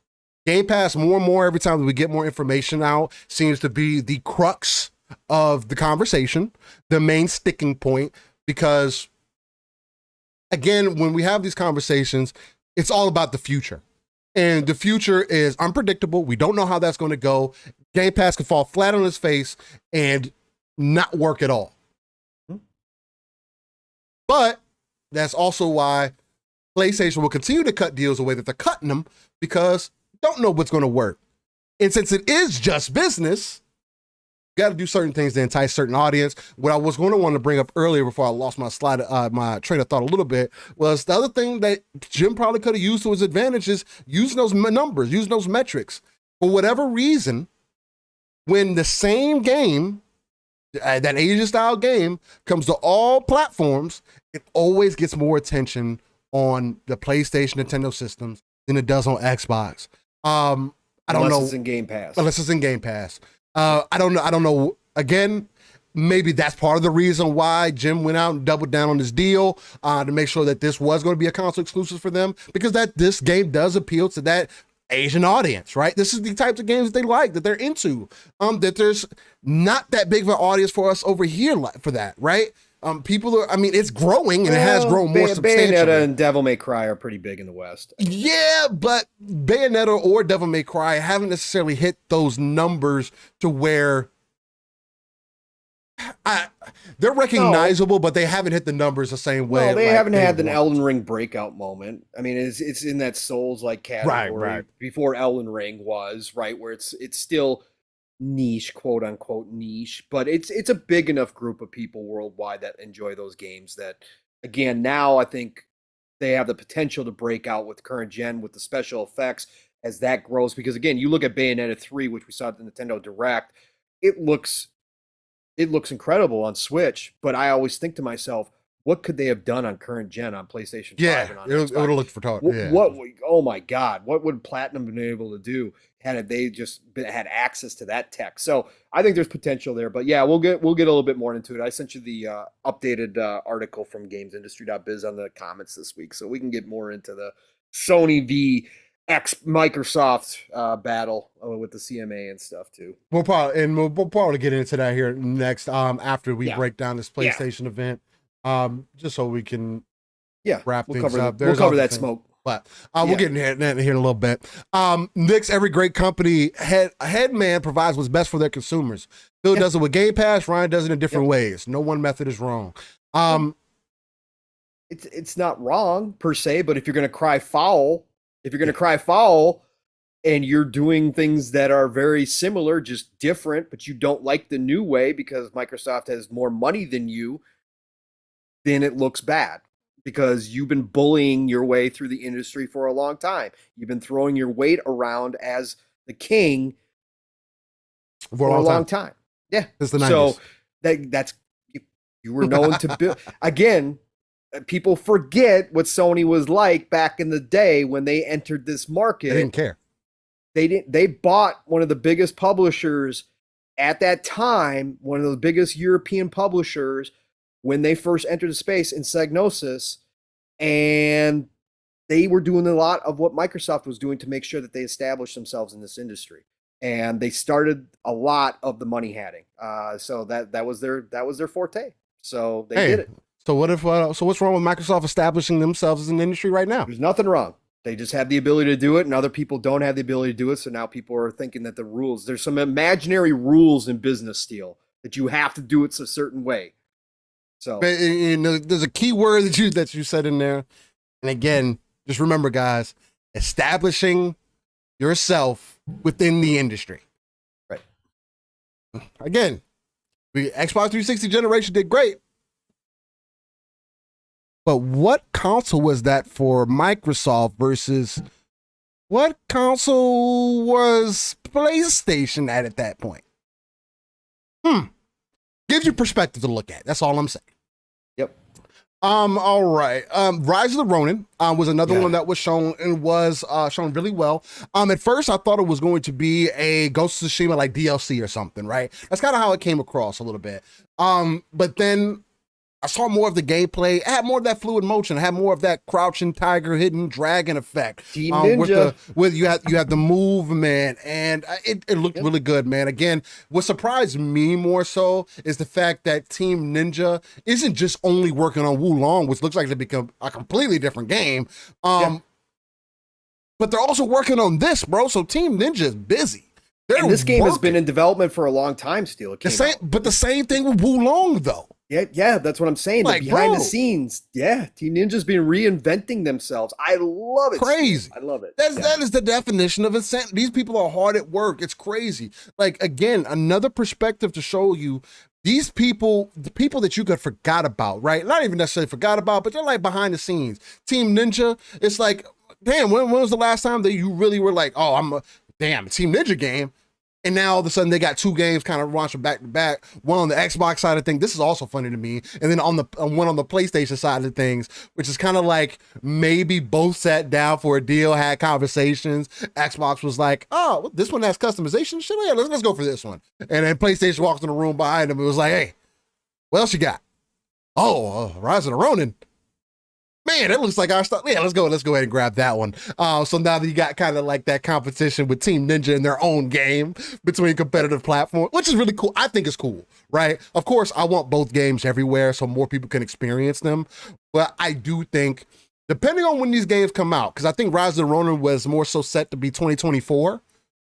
If I'm not mistaken, and that could be, because there was Yes. Did they say 2020? Yes. I believe it was 2024. Because there was a few games that were like 2024, 2023. And I was like, how does that make sense? Like when they showed this game, okay, I was like, where's Spider-Man at then? If you're going to show a 2024 game, where's Spider-Man 2 at then? They're saving for a showcase. Again, this is a state of play. And they had God of War. So okay, so leave those your big IPs for showcases by themselves. Again, stay on that track that they've been doing where they do full on. Gotcha. Okay. Yes, I mean, if that's the way that they want to do it, the future. Yeah. That has worked for Sony this year, man. Where they kind of could stay consistent in the news whenever they want, right? Where they could drop a state of play and then they could drop a showcase a few months later. It's like you're on a few months basis, you always got something churning out. I don't know. I don't like it personally because there's not a lot of like conversation going back and forth. But again, I want to see that constant competition more so. And it's kind of more like Sony's like ducking and dodging out of the way sometimes. Yeah, well, they don't have a whole lot. They don't have as much content, right? So they're gonna space it out and they're gonna use it at appropriate times to make sure that they fill out their year. Right? PlayStation is definitely Mayweather. They're definitely got that Mayweather mentality. I ain't gonna lie. Not too flashy, good defense. That's about it. You know what I'm saying? Maybe throw you a knockout in there, but they're always gonna be there. They'll be there. They're always gonna be there. Always gonna be there. Let's see. I think that was probably more the end of the list for that. So that was the state of play. Again, we ended it with I felt like I was missing something, but we started with it. Yeah, we started with God of War. And they ended it with God of War again. It showed really well. The show overall was definitely an 8 for me, just because of how well it displayed.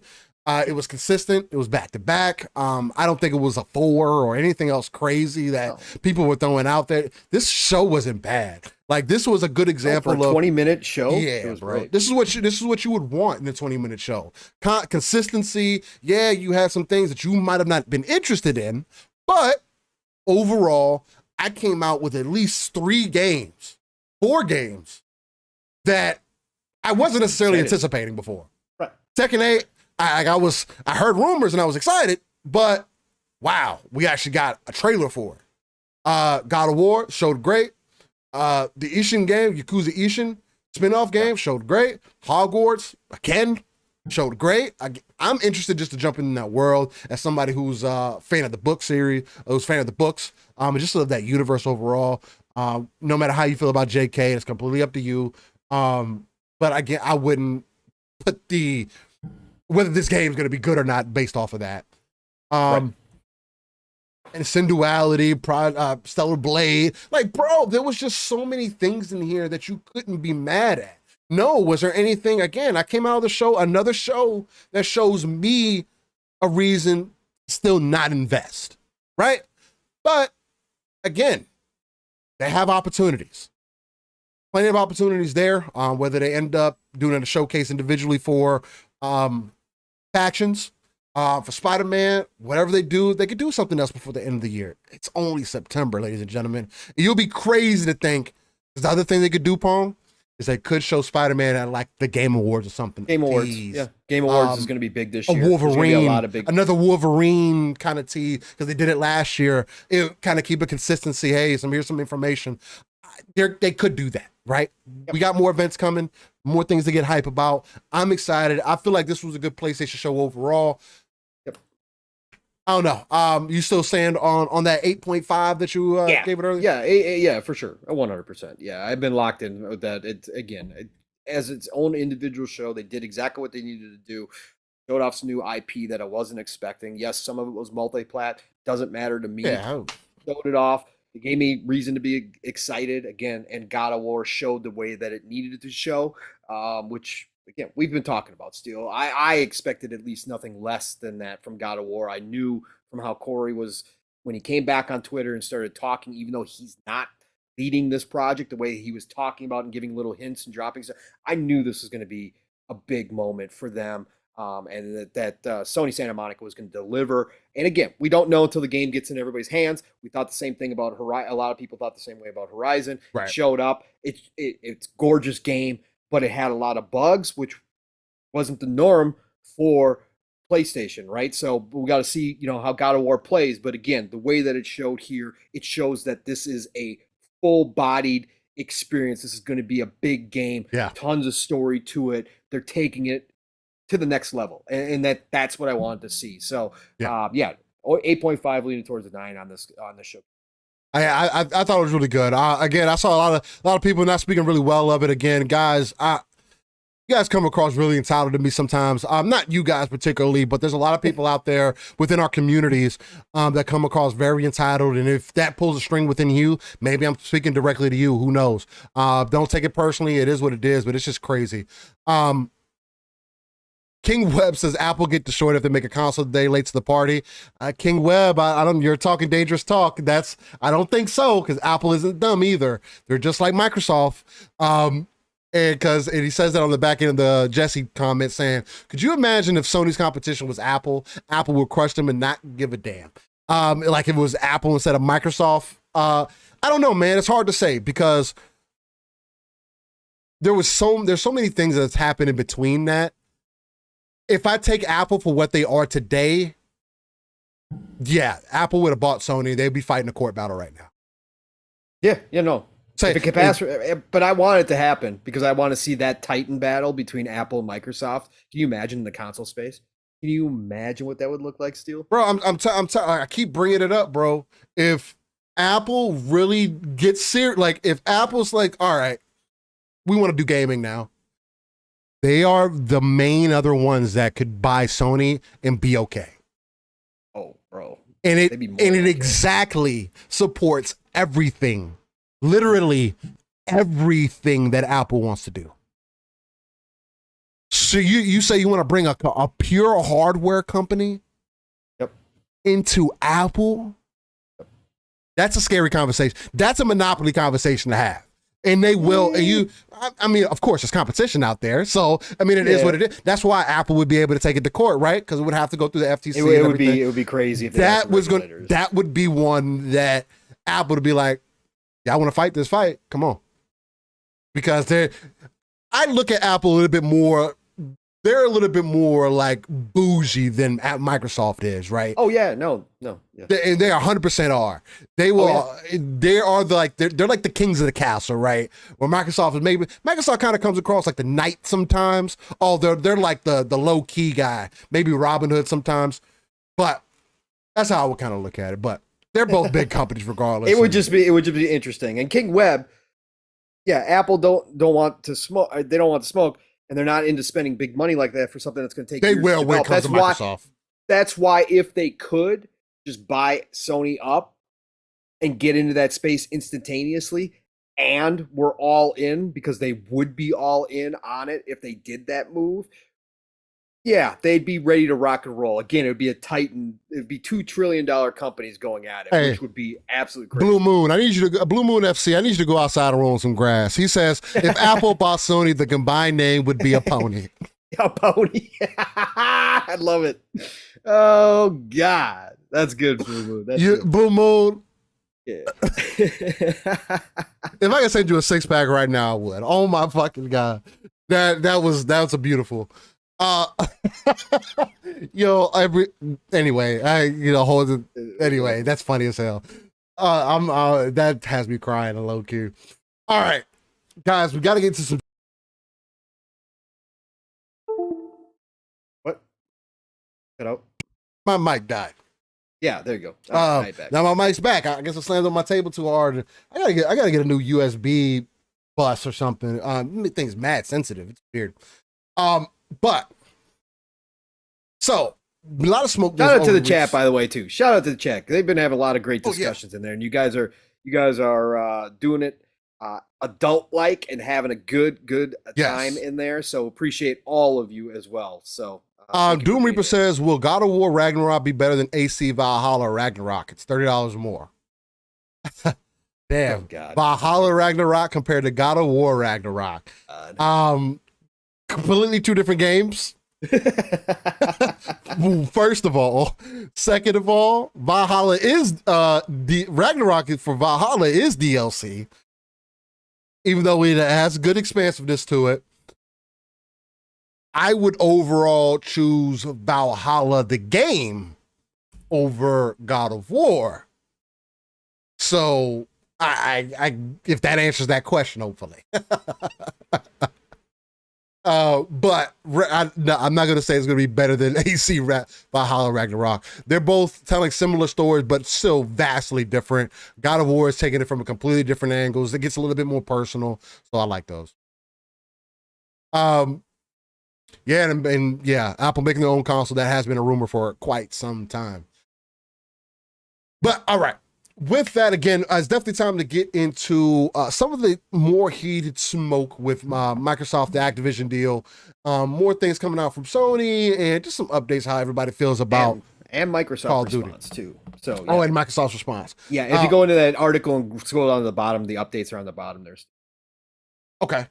So as of looks like, when did they update to this? Does it say here? 15th. The 15th. So, updated on the 15th. This is posted by James Batchelor, editor-in-chief at gamesindustry.biz.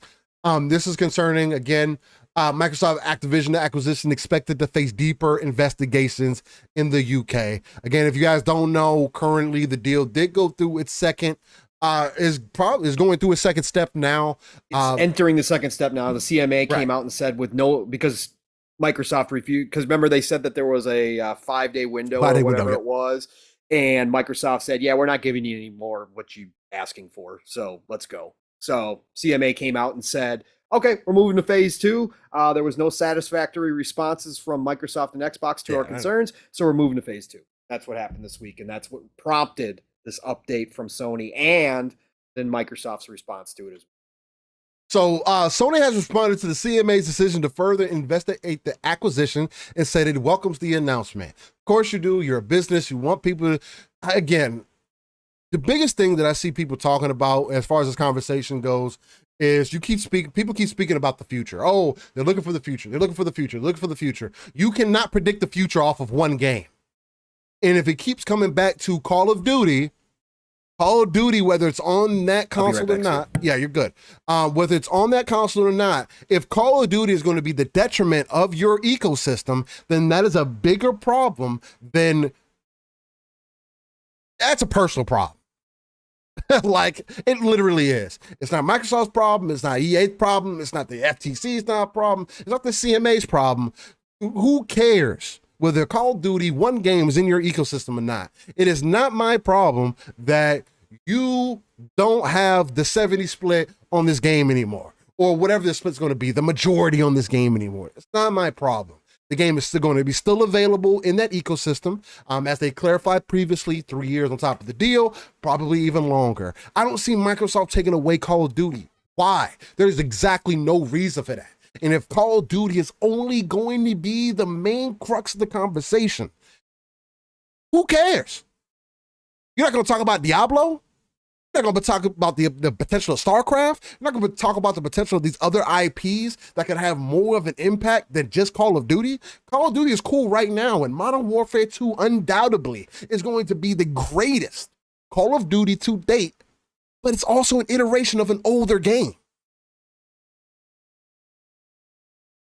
Call of Duty still has so much more to prove, and Call of Duty isn't coming out yearly after this game. With that said, what are you worried about then? Go make a game that could do that well. Go lock down a game that could do that well or something. You invested so much into Epic, right? People think that you own you own all these shares of Epic, and people think that that means something. They go lock down Fortnite. Oh, you can't do that. They're not gonna let you do that. Epic already said, y'all, that's not about to happen. They make it way too much money. Oh, well, go lock down. What you gonna lock down? PUBG? What you gonna lock down Destiny? Oh no, I mean, your second wife said she for everybody. She gotta be around. She gotta communicate. The people love her. You know what I'm saying? You can't lock it down to the crib. So again, what else can you do? You got to create something. So for me, you got to double down on your Last of Us. Where's the factions? Factions has to hit so hard. And I think that's part of the reason why it's been delayed as much as it has. One, I mean, it just didn't get expansive. What happened was, oh, we see the way the future's going. What can we do to this game? Let's bring some people into this ecosystem that can help us build out our factions more. Because this is going to be a live service game, and we need it to hit. And we know that we have something special. I hope that's what they're saying. Because Last of Us, that factions game, multiplayer, was special. It's Gears of War level of special, right? That is...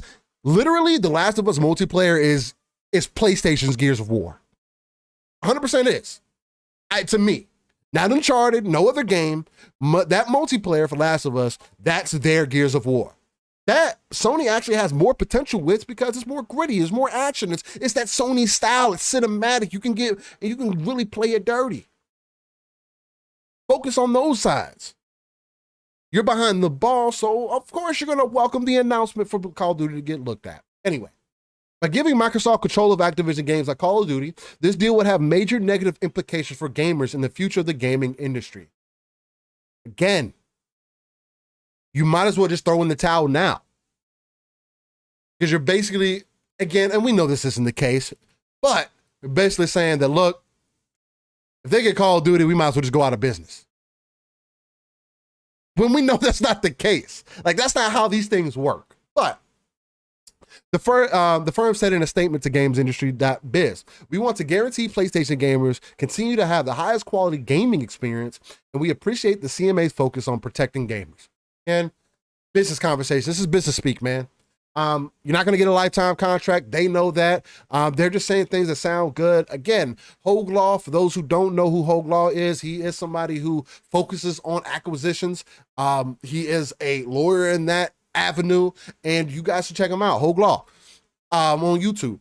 He spoke on this and was like, the main thing that Sony could ever want is to get this deal to get tied up in a way to where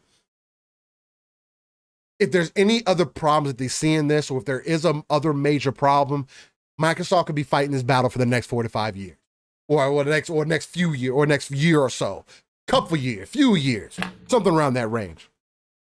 So, and that is ideally something that they would want. Why? It's going to have Microsoft spend more money, more things are going to have going on. Lawyers aren't cheap, ladies and gentlemen. There's other things that go into that. So, of course, we want them to do that. Microsoft has responded to Sony's comment regarding the shooter franchise. In a statement to us, a spokesperson says it makes zero business sense for Microsoft to remove Call of Duty from PlayStation, given its market-leading console position. Xbox blatantly said, you're the market leader. Why would we take it off of your console? Also backhanding the CMA and saying, they're the market leader, dude. So what conversation are we having? We gave them 3 more years of a game we just spent $70 billion on. Gary, they might as well guarantee it. And then, and this is past the current deal that's supposed to be happening. So if it ends next year, 3 more years, we're not even planning to take it off, period. That's not even, and what's crazy, it comes across like that wasn't even part of it wasn't even part of Microsoft's strategy to keep Call of Duty separated from PlayStation. No. They're like, so we want more people, because guess what? Again, it comes down to the splits. It comes down to the money side of things.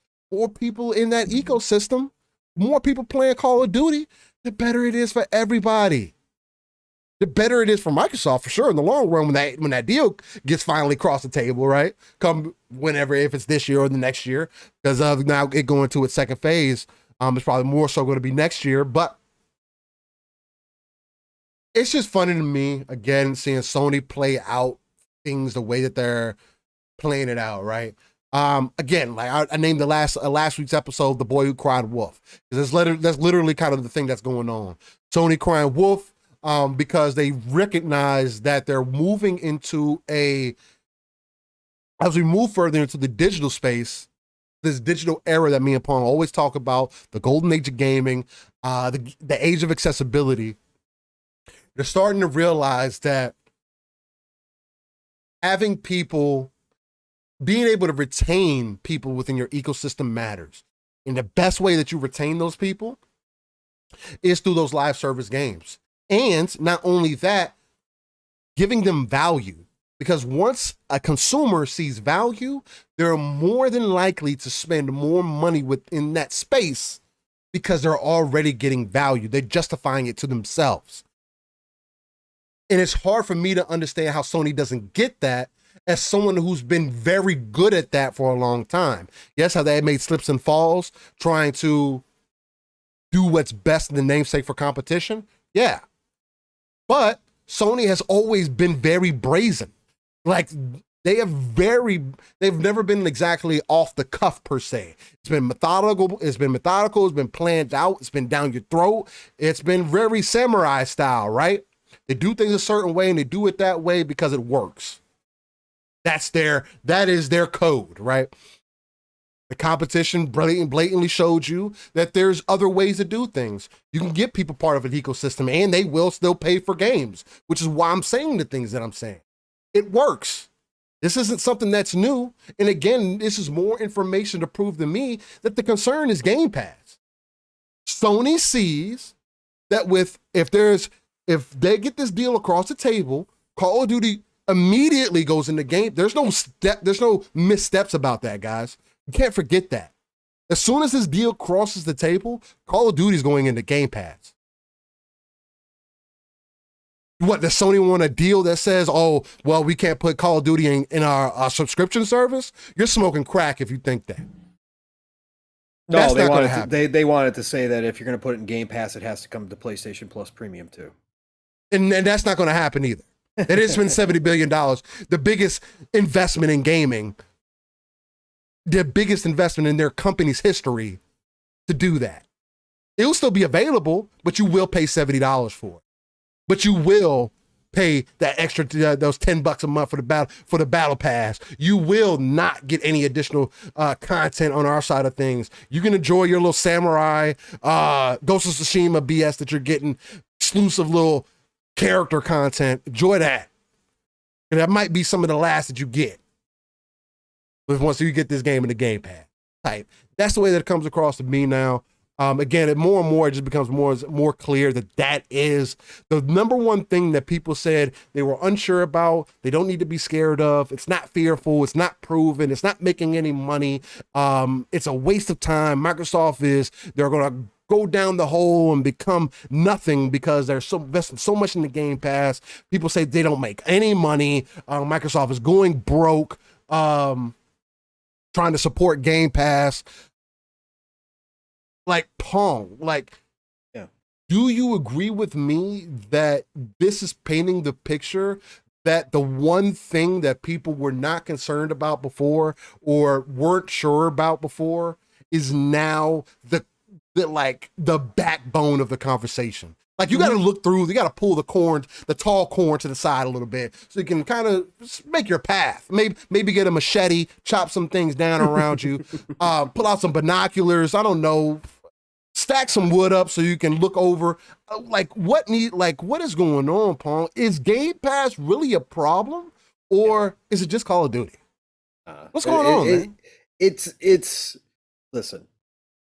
Sony is in panic mode at this point, and they're making huge mistakes here. Jim Ryan and the representatives of Sony are making huge mistakes by doing this in public. That's why I said last week, Steele, that I think that Microsoft baited, Phil coming out and saying what he said a couple weeks ago publicly. They were baiting Jim and Sony into this. They have now painted themselves into a corner.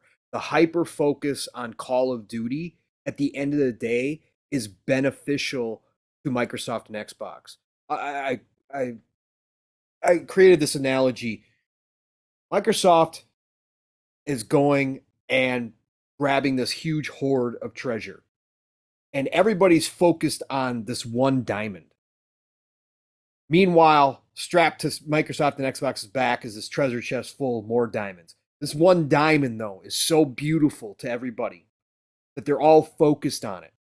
Sony, the regulatory bodies, everything, that this one diamond being Call of Duty. And Microsoft and Xbox have already come out and publicly said, we're willing to share this diamond with everybody. Because at the end of the day, that one diamond, while it is beautiful, while it is a big part of the treasure, doesn't amount to more than a drop in the bucket for what Microsoft and Xbox are thinking about down the future with all the rest of Activision, Blizzard, and King. So this is going to help them. And what Jim Ryan is doing here and what Sony is doing is they're painting themselves in a corner.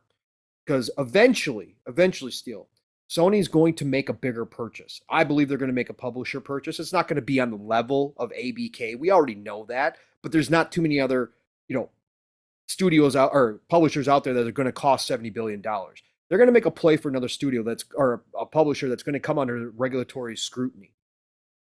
Everything that they're saying right now is going to be turned, and it's going to bite them in the butt when they make that purchase, because Sony buying a publisher is going to think about pulling those IP and making them exclusive, whatever publisher that is.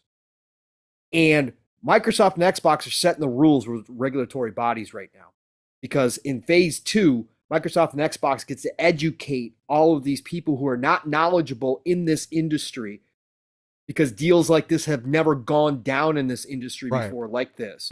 They're going to be setting the rules and the stage going forward for any purchases for any company down the road. Real quick, Pong. Yeah. Because this is kind of breaking, because I think Phil is still in Japan currently, but there's another article that came out here recently. I'm gonna send you the link to it too, because he mentioned Final Fantasy 14 in this. Because they talked about because they asked, I don't know who the interview is, but it is official. But the interview asked, hey, what's going on with Final Fantasy 14? And Phil said, hey, I haven't given up on Final Fantasy 14 on Xbox yet. This is a commitment to the fans of Microsoft and Square Enix, and we will continue to coordinate. Not only that, but I wanted to actually bring up something that's more so pertaining to the current conversation we're having now with Call of Duty, Square, and how the deal working out and everything with Activision Blizzard, because the same interviewer, where they asked him the Final Fantasy question, they go on, because they ask him a little bit about Scalebound. They were like, hey, Kamiya Platinum Games seems to want to revive Scalebound, but is that possible, or will it be revived? And Phil's basically like, there's nothing to talk about Scalebound at the moment. And they go on to say, well, hey, let's change the question, because Activision Blizzard's making a stir. And he was like, oh, now let's go back to Scalebound. No, but then he was like, no, but I want to answer this question. That's because there are a lot of fans of Call of Duty series in Japan, and it's a big concern. Will the Call of Duty franchise still be playable on the PlayStation after the acquisition of Activision Blizzard? Or will it shut out the PlayStation and become Game Pass killer content for Xbox PC? And Phil says this, and then you can continue, Fong, my fault. We think of Call of Duty will remain on the PlayStation. On the other hand, while the deal is still in the process of being signed, the Call of Duty series will be Game Pass compliant as a result. Call of Duty can be provided as a subscription service. That's what we're hoping for, not shutting out the PlayStation from Call of Duty. Right. Also, I've always had a lot of support from the Japan gaming community, and I'm very grateful, especially since I know that they have always supported me when Xbox wasn't doing very well in Japan. I'm proud to see that there are more users in Japan now, and I'm very happy about the situation. I was able to come to TGS this time and feel the strength of the community. Currently, Xbox is in a situation where it is selling well. But he says, quote unquote, Persona and other Japan titles are joining the Xbox Game Pass one after another. And on the whole, it is a situation where you can feel the positive energy. I hope you can continue to look forward to the Xbox. Okay. All right. That's great information, Steel, because that was going to be a part of what I was just about to say with Call of Duty specifically being mentioned there and his thought. I believe that they've been honest. I believe that Brad Smith's comments that they think of Call of Duty as a Minecraft type platform that needs to flourish everywhere is real. And I don't think there are any plans. Like Phil said, you can't see what the future is going to bring. We don't know if Call of Duty is going to be as big as Call of Duty is now that's my point, down the road.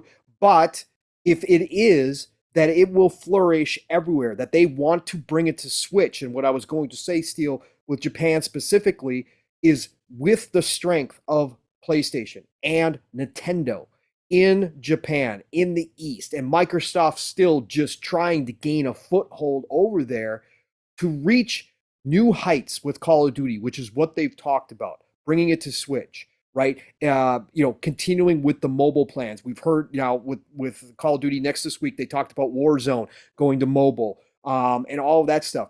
They are going to want to keep it on all those platforms for the world because they want to reach more players than ever before. And Phil just confirmed it right there. So again, everybody being hyper focused.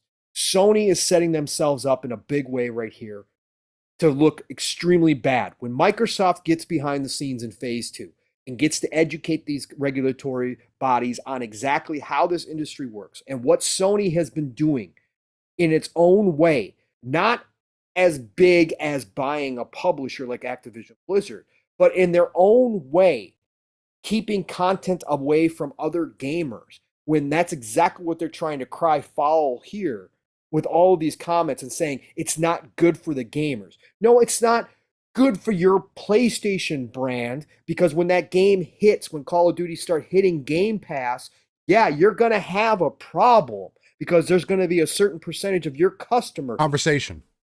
Yes, that start seeing Game Pass as viable as they go and buy Call of Duty yearly, which is now not even going to be yearly anymore. It's going to be every other year or once every 3 years. We don't know what that's going to look like down the road, but we know for a fact that we're not getting another Call of Duty until 2024 right now. So that's going to start looking more and more like a better value for your customers, and you're going to have to try to convince those customers to no, stick around, spend $70 on Call of Duty. We're going to offer you value elsewhere. That's what Jim and Sony are worried about, that the Game Pass with Call of Duty becomes the Netflix of gaming subscriptions, meaning that they take such a big lead that Sony's going to have to do drastic measures to make sure that PlayStation Plus Premium tries to keep pace. And we know they can't do the same thing because they're not going to be able to pump out the content that Microsoft and Xbox are going to be able to pump out once all these studios are up and running and at full speed, which is coming starting next year. They know they're going to have a tough time doing that. But they are just really panicking right now. And they, again, like I said in the beginning, they're painting themselves into a corner, because when Microsoft and Xbox gets to explain their side of the story, when they get to lay it out in front of all these regulatory bodies about exactly how this is all going to go down, what their vision is, how Call of Duty amongst other games fit into that vision, and that they want more gamers to have more access to these games and give gamers a greater value. Meanwhile, Sony over here is increasing game prices to $70. They're increasing their console prices. They're locking down more exclusives outside of their own ecosystem and not letting other gamers have those games. Microsoft then gets to set the table, and they get to say, look, this is our vision. This is why we are better have the handle of active, or to be in charge of a franchise like Call of Duty. This is why we are better overall for the industry and for gamers as a whole. Right. Because this is what we're going to do to make it much easier for people to jump in. And that's when when the regulatory bodies get to look back at what Sony's been saying, what Jim Ryan's been saying in public and complaining and all of this, and they start to go give him the side eye and be like, why are you guys complaining? Wait, now that we understand all this and we know where Microsoft and Xbox are coming from, that's been a whole lot of whining and crying. You guys are number one. Right? You guys are number one. Right? This is competition, folks. This is competition. This is what happens. You may not want to fall to number 3, but if you do, who the hell cares at the end of the day? Fight back, Sony. Go do what you do. Go start making your games, right? Go get some more studios. Go get some more help. That's how this works. You guys have been king for a long time. So just because you're not king anymore, or you think you're not going to be king anymore, now you want to cry foul? Nah, that's not how it works. And I think that that's the opportunity that they have here with Microsoft and Xbox. And I think that's why you saw the response from Microsoft and the way that it was stated that, hey, listen. They are still the market leader. Makes zero business sense for us to pull it off of them. Again, they can't come out and say, we're going to give Sony a deal forever. That's not on the table. That's not going to happen. Yeah. That's not on the table. You don't do that in any industry. I don't care what you're talking about. You're not going to give anybody a forever deal. There's nobody that knows what the future holds. And again, once everybody understands that the offer to extend 3 years beyond the current deal is already outside of the norm for this industry, it makes Sony look bad. Again, I've said from the beginning, I understand why Sony's doing this. They're scrapping here. They're battling. They're throwing haymakers because they are in a tough spot right now. They can't compete on this level. They can't go out and buy an Activision Blizzard. So yeah, they're going to scrap for their business. They're going to scrap for their number 1 spot. They're not going to give it up willingly. They're going to try to trip up Microsoft. They're going to poke them in the eyes. They're going to do nut shots. They're going to try to trip them. They're going to do whatever they can to try to slow this down, to give themselves more time. And maybe get somebody to listen to them, which, like you said, Steele, could tie this up in the courts for years, right? Which would give them more time. Right. But at the end of the day, they know this deal is going through. At the end of the day, they know it's inevitable. They're just battling against that inevitability. But in the meantime, I do believe they're hurting themselves down the future. When they do a deal for a publisher, whether it's like a Square Enix, whether they, somehow, some way come up with some funds and maybe pull off like an EA level type publisher, this is all going to come to bite them in the butt. Because if they want to pull IP, if they want to make exclusive content for their ecosystem, now they got to answer to all the same stupid shit they've been throwing out there. And again, if Microsoft is willing to give up Call of Duty, they're willing to give concessions. They're not going to give forever concessions, but if they give, let's say at the end of the day, they negotiate with the CMA and with everybody else, and they come to an agreement, we'll extend the contract 5 years beyond the current contract. Well, that sets precedent. And now Sony's going to have to do the same when they come to the table. So I like this is hyper focused on Call of Duty. Like I said, Microsoft and Xbox are thinking well beyond all the other diamonds that they're getting out of this deal is what's really important. Again, the mobile, the PC side with Blizzard, that's all what's really valuable to Microsoft and Xbox at the end of the day. Sure, Call of Duty is obviously going to have value, but they really want the other stuff for their future plans. So everybody hyper focused on Call of Duty. This deal gets through. Microsoft's going to make concessions on Call of Duty. It is what it is. And they're going to get this deal through, and they're going to walk away with a horde. Not just the one diamond. They're going to walk away with a horde, and that sets them up for 5, 10, 15, 20 years down the road versus just Call of Duty right now. That's short term. Yeah, exactly. And someone was making the point that I think this generation, Microsoft will be 1, Nintendo 2, Sony 3. And the point that I wanted to make kind of on the back end of that is, even if Sony did drop down to number 3, and I hate, it's so weird when people have this conversation. So they're still going to be making money. Wow, you're not going to be making as much money as you were. You will be. because the more recognition, the more games that get out there, the more people that jump into your ecosystems, and then you get games out there, there's going to be more people who want to play. And I saw somebody else say, I think it was Fahim, correct me if I'm wrong, saying that you think that he thought that Sony's going to double down on being a walled garden. No, they're not. They're bringing the games to PC. They're not going to be a walled garden. What's going to happen is there's going to be a subscription for Sony. There's going to be a subscription from Xbox. And you're going to pay your subscription to play both games in whatever ecosystem. That's what's going to end up happening. Wherever you want to play them, how you want to play them, when you want to play them. That's what's going to end up happening. That is the play. That is the idea. That is what Microsoft is doubling down on, which is why they spent the money that they're spending. Again, Sony, if you guys want to look at it, Sony made them spend this money. The most amount of money spent in the company's history. And this is the only time that I really like speaking about money like that, other than we take in that trip to Speculation Town or what we always do. We like to play armchair CEOs every now.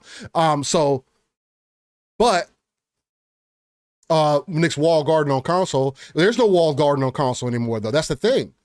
Because they already proved they're moving into the PC market. It's not a walled garden anymore. Walled garden was when all games, you could only play that game on console. You can only play this game here. That's a walled garden. Microsoft isn't that. You can play your game anywhere. And it's opening up more and getting better. Sony is the only place where it's either Sony or it's either a PlayStation or PC. Or if you use streaming or whatever, you can do it through your phone or whatever, have it hooked up. But it's not as great, right? So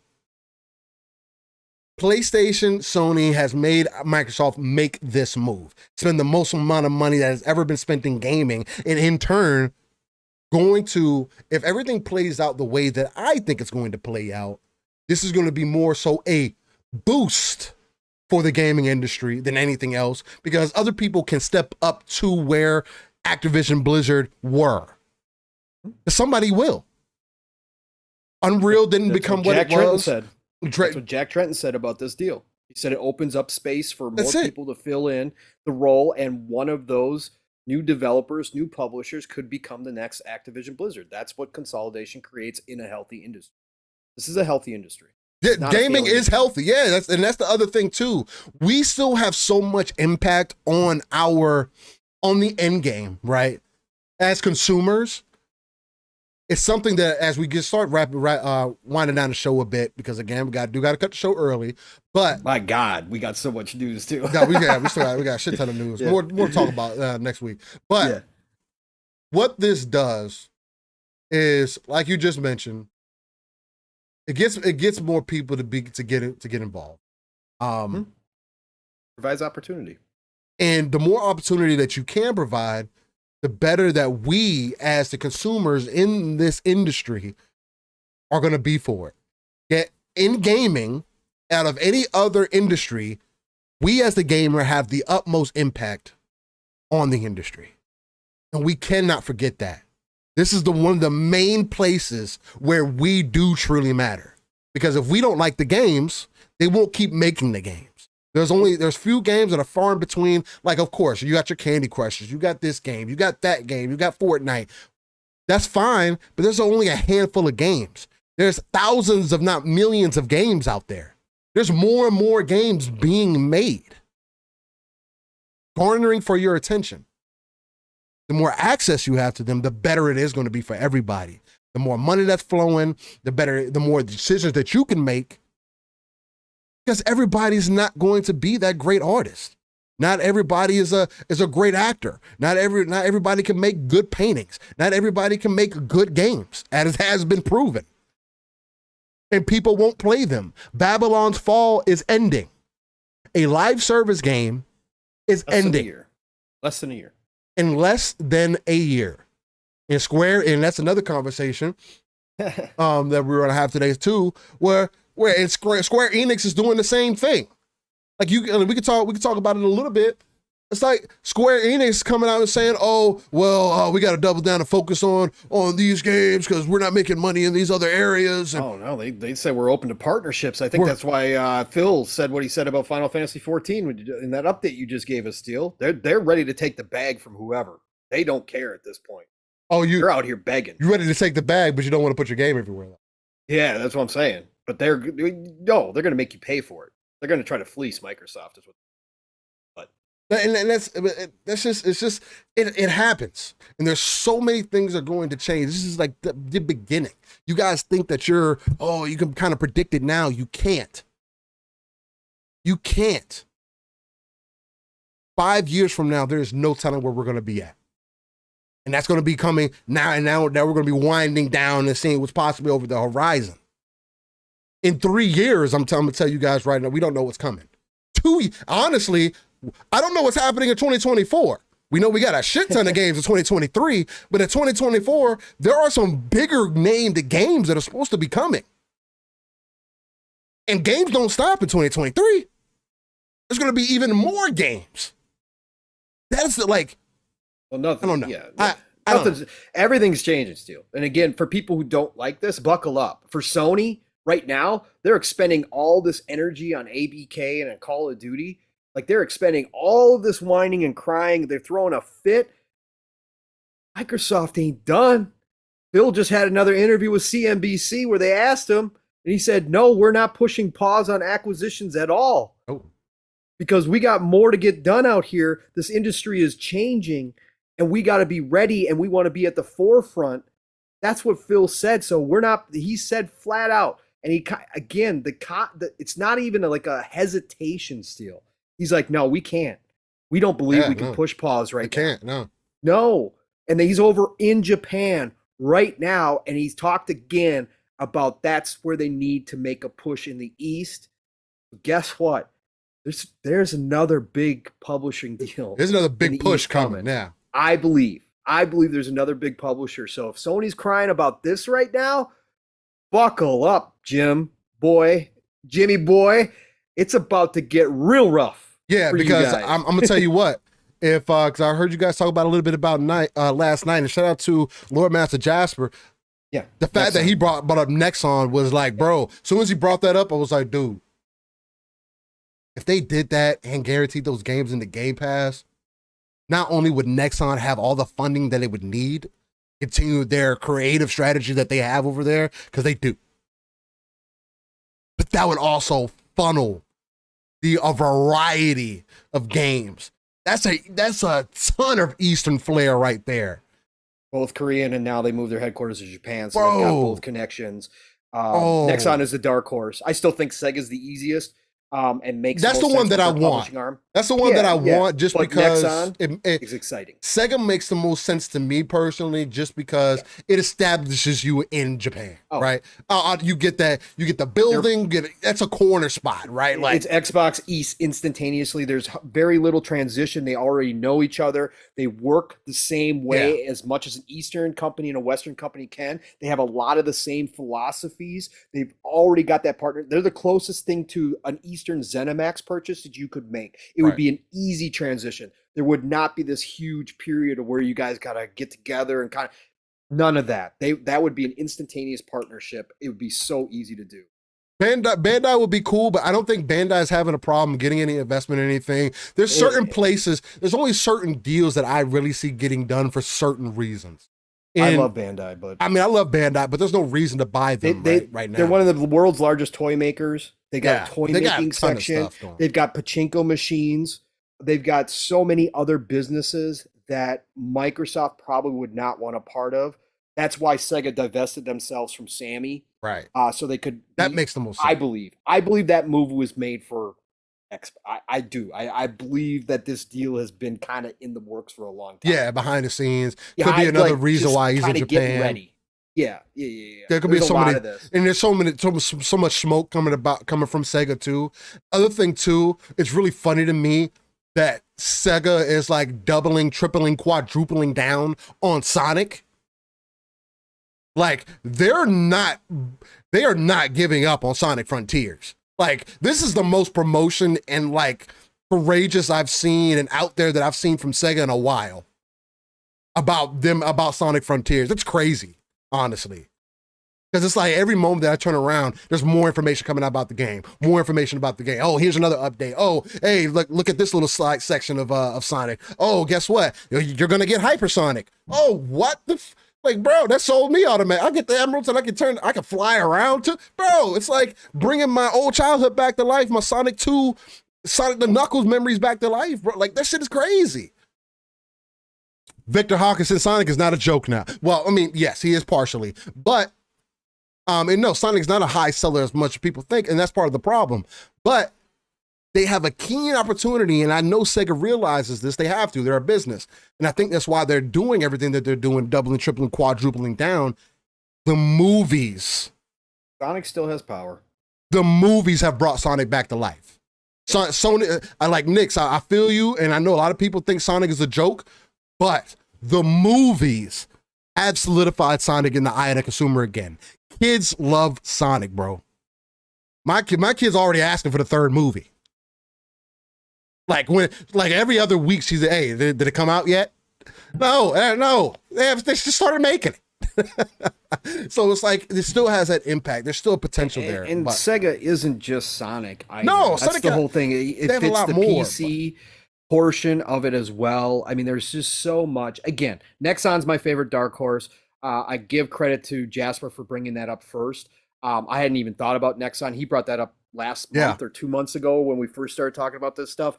That it's a really great fit, but Sega just is so easy. Yeah. And it's Sega is so easy. It just makes too much sense. There's so much potential there. I only bring up Sonic mainly for Sega because that's what they have. That's literally kind of what they have right now in the market. That's making that splash, right? Or can make a splash, bro. Ladies and gentlemen, it is competing with God of War. It's coming out that same week. Like, are you serious? Like Sega really looked at God of War and said, "Yeah, we'll release it 2 days earlier." They don't care. Like what? Like but that speaks to, okay, you're committed. You got faith. All right, let's see what happens. And again, I think it'd be funny if Sonic fucking does numbers on God of War. What if Sonic comes out and sells 20 million copies? I was like, oh my god, Sega would be doing backflips, bro. It'd be crazy. That'd be a fucking crazy day. I just think overall, again, Steel, just to wrap up the CMA stuff and the overall, I just think that Sony is in a tough spot right now. They're not going to fail. I'm not the doom and gloom person. I'm not calling for Sony to die. I don't want Sony to die. I'm on the Phil train from that standpoint that we need a healthy industry. We need a healthy Sony. We need a healthy Nintendo. We need a healthy Microsoft and Xbox. But it's time for another position change again. It's time. Sony's had their run again. We see this happen in this industry all the time. It's time for that competition to work, which is what's happening. Everybody called for the competition to happen.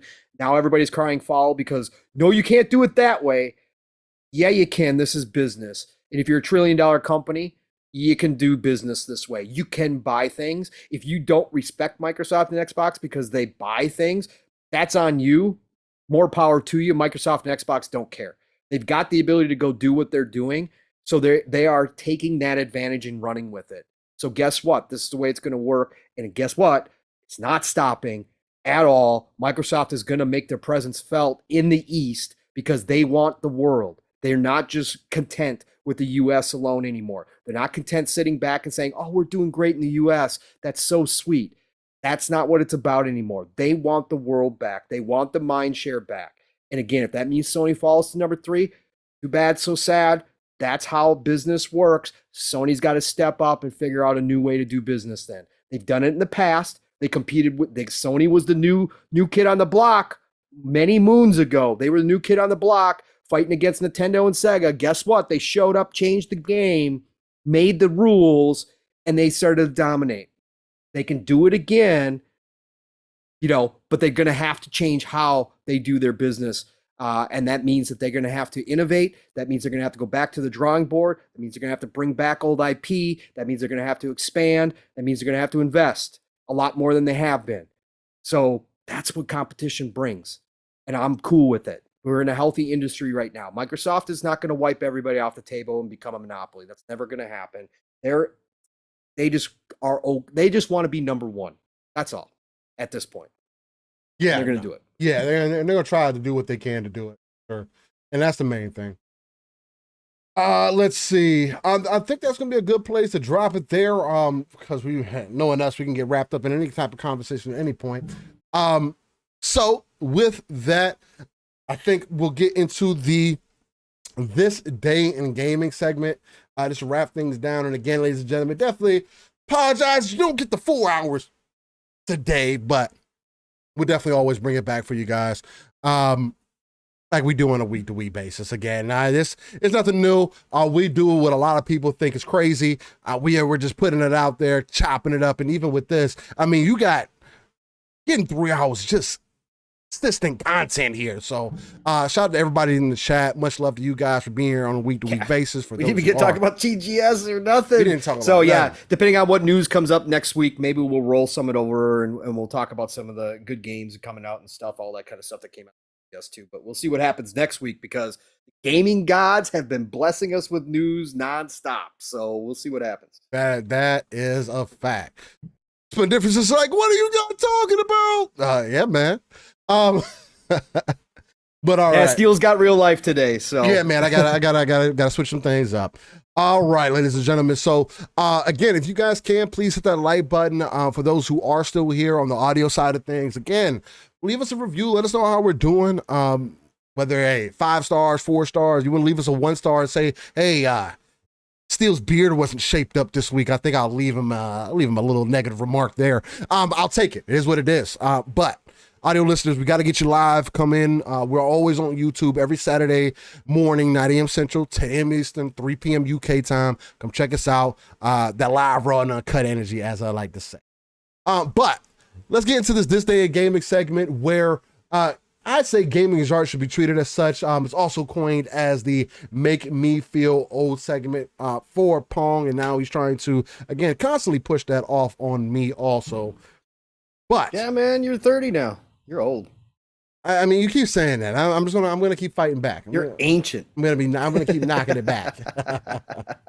But no, where we go in this segment, we go about 30 years back into the past to kind of just see where we have come from in gaming, to see where we are now, right? Maybe spark some of those older memories, some of those older thoughts. And again, I just think it's a good way to humble ourselves. So, Mav, you've done enough talking about Jim fucking the gamers over, okay? You've covered us all. That's a fact. He went kind of hard. I heard him on the do the fucking all last facts, night. All facts. But yeah, we got plenty of fucking. That was funny. All right. Nick says, Mav, can you continue the discussion on your channel after this podcast? Continue it on with Mav. I'm out. That's funny.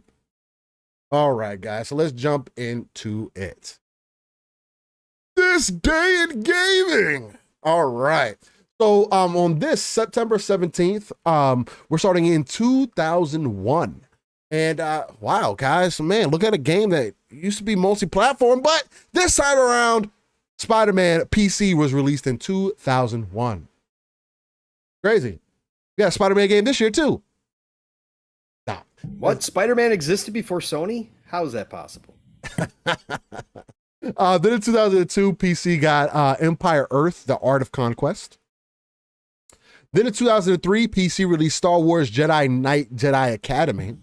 Freaking great game. I've actually was looking into that. They have some decent mods for it. I was thinking about jumping in there.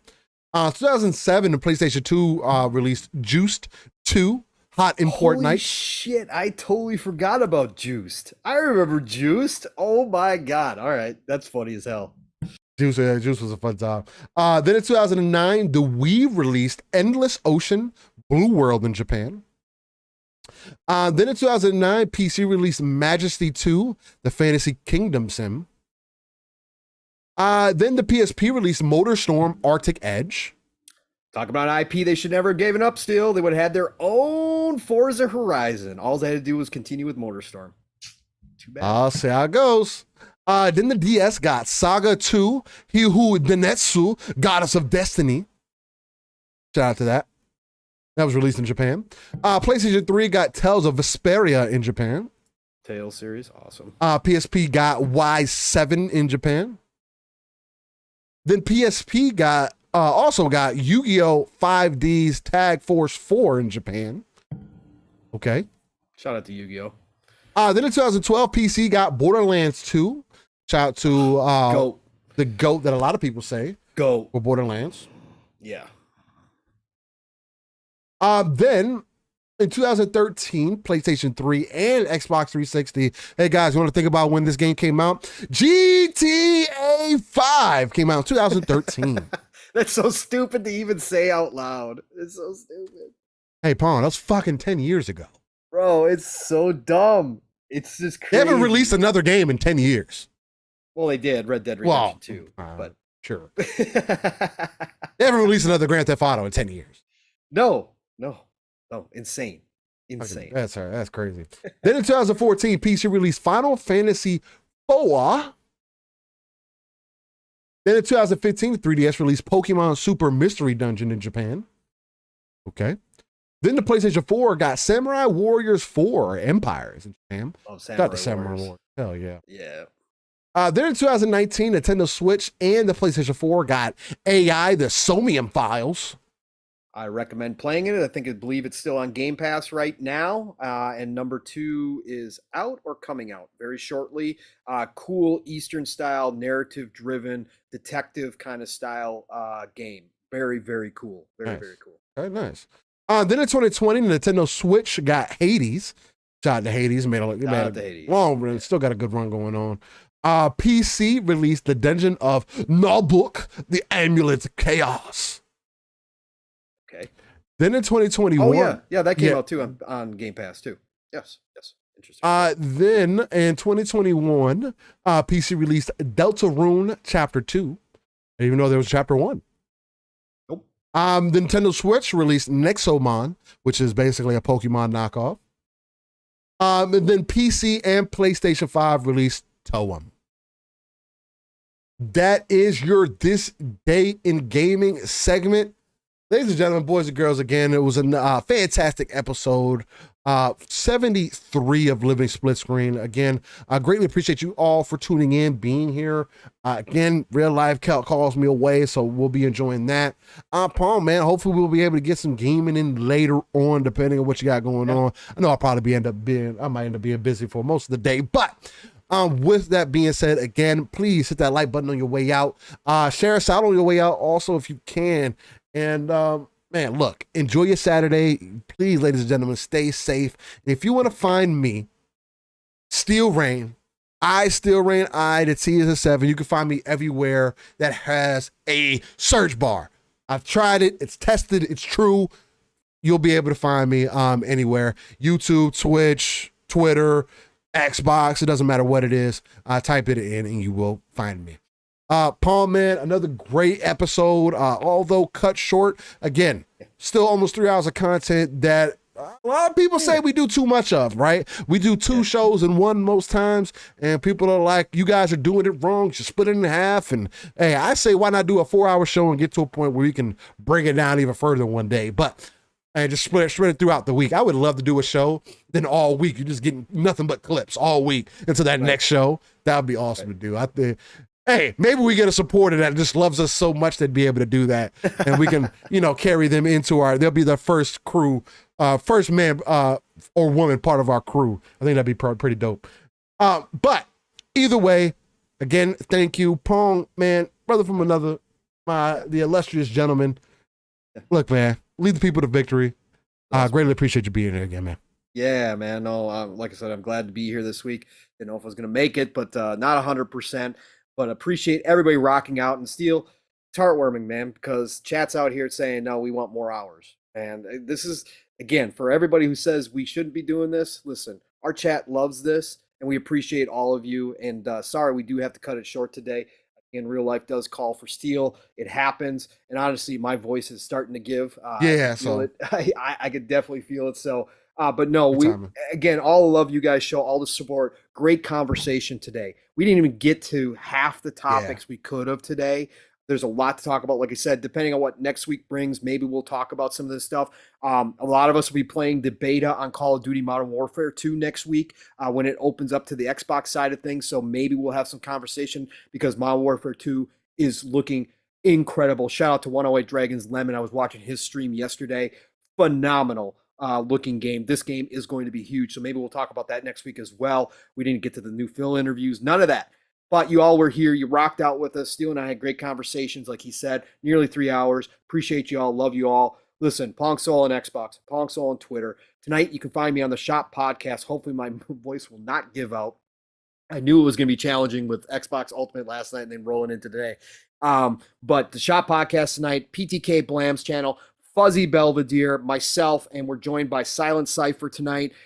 He popped in here earlier, so shout out to Silent. It's going to be a great conversation. Again, a lot to talk about. So join us over there. Bring your questions because if we've got time, PTK opens up the second half of the show and allows you guys to kind of dictate what we are going to talk about. So be there 9 p.m. Eastern, 8 o'clock Central Time. Xbox Factor on Tuesdays. I'm there when I can be. Probably won't be there this week at all. But listen, you got to be there. It's always a great time. It's Double Barrel Gaming. It's Mr. Boomstick. Shout out to Boom, one of the best in this community out here and supporting us and everybody else that he does. 12 p.m. Eastern, 11 o'clock Central Time. All good things green every Tuesday. Next Thursday, for all of you that join me and Mav on PM in the PM, special time. We'll be putting out reminders this week to give everybody. It's going to be a special time this week. We're going at 3 p.m. Eastern, 2 o'clock Central Time on PM in the PM, Fun Speculations channel on Thursday because we have a special guest this week. Third week in a row, we're going to have a guest, but Jez Corden, yes, that's right, the Jez Corden from Windows Central and the Xbox 2 is going to be joining us. So you know that's going to be an awesome time on Thursday. So keep your eyes out for those special times and those reminders. We'd love to see you all there.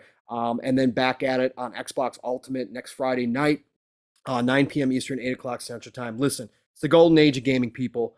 Get out there, play what you love what you play, enjoy your weekend, and just continue to be hyped. Continue to be excited about this industry. It's going big places. I know change is scary.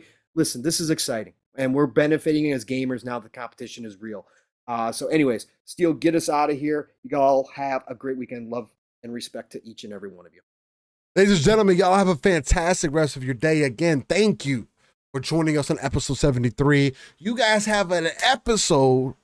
Have a fantastic rest of your weekend, and we'll catch you on next week's episode, episode 74 of Living Splitscreen. Much love, ladies and gentlemen. Y'all stay safe. Peace. Help me.